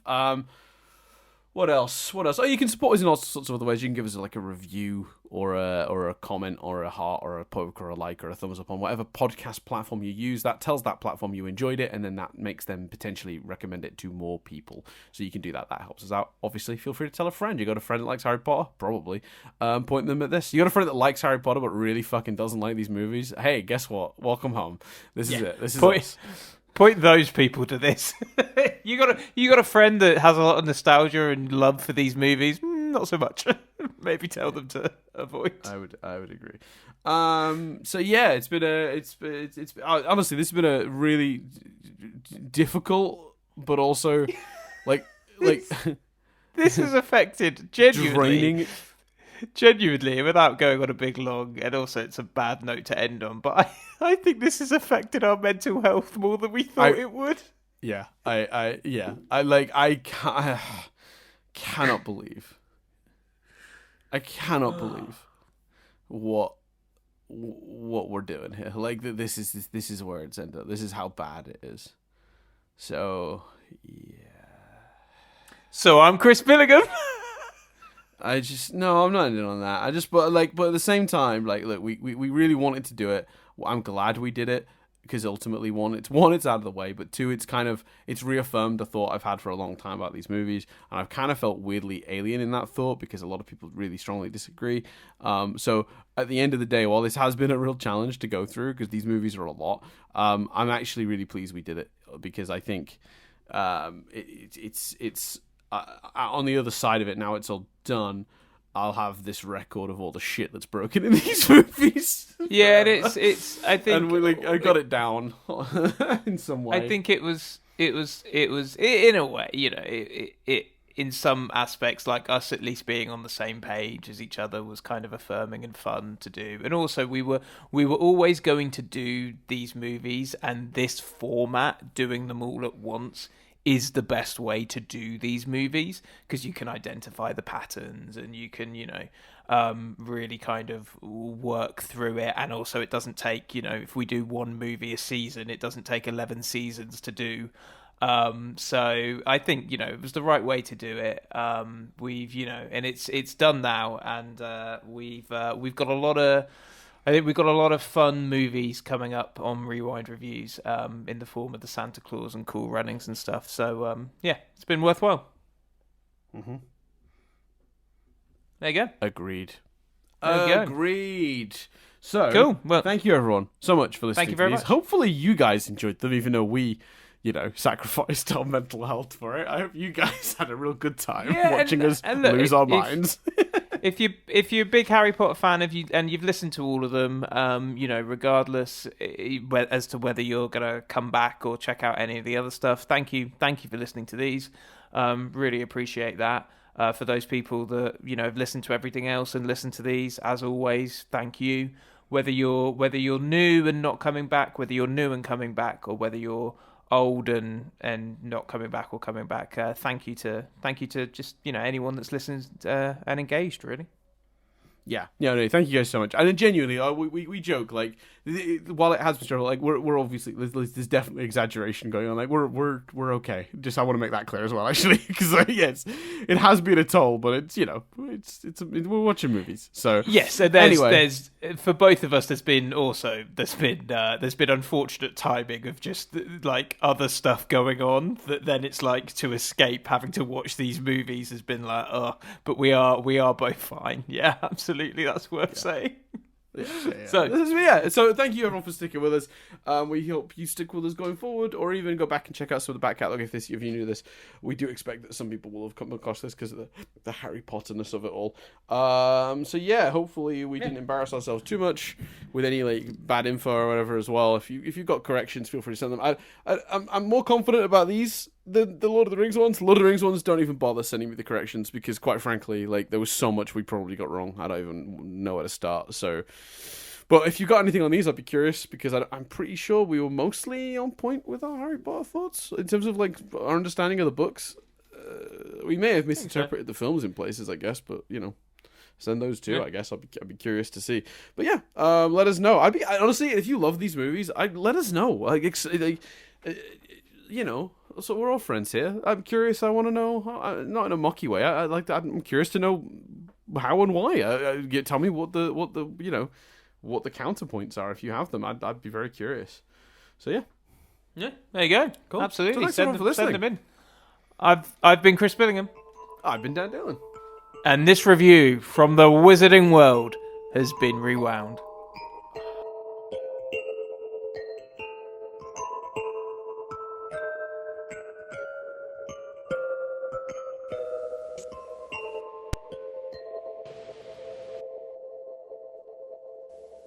You know what I love so much about this, Chris? What? The last time I'm going to hear you say that. Yeah, I really gave it some pizzazz. I gave it some real pizzazz because it was over. This is the thing. They're never making another one of these movies, right? Are they ever making a Harry Potter movie again? I don't know. They might make a different story, a different, yeah, I guess at some point, if they can detach JK from it, they could get the original cast back to do Cursed Child. I would say I'd feel more confident we'd get a TV show, but the HBO Max of it all makes me a little uncertain of that. So yeah. I hope they don't make the Cursed Child and canonize that story even more. To be honest, but there we go. Well, it wouldn't canonize it to get a movie. I mean, as far as I'm concerned, all this shit with Grindelwald and Newt is not canon because it's so awful. Yeah. I'd rather just think of it as the books. Yeah. Anyway, starts and ends with the books for me. So I've needed to pee for like half an hour and keep thinking we're wrapping up. So yeah, that's the Wizarding World. This is the bonus bit. See you later, people. Bye. Take care. Bye. Bye.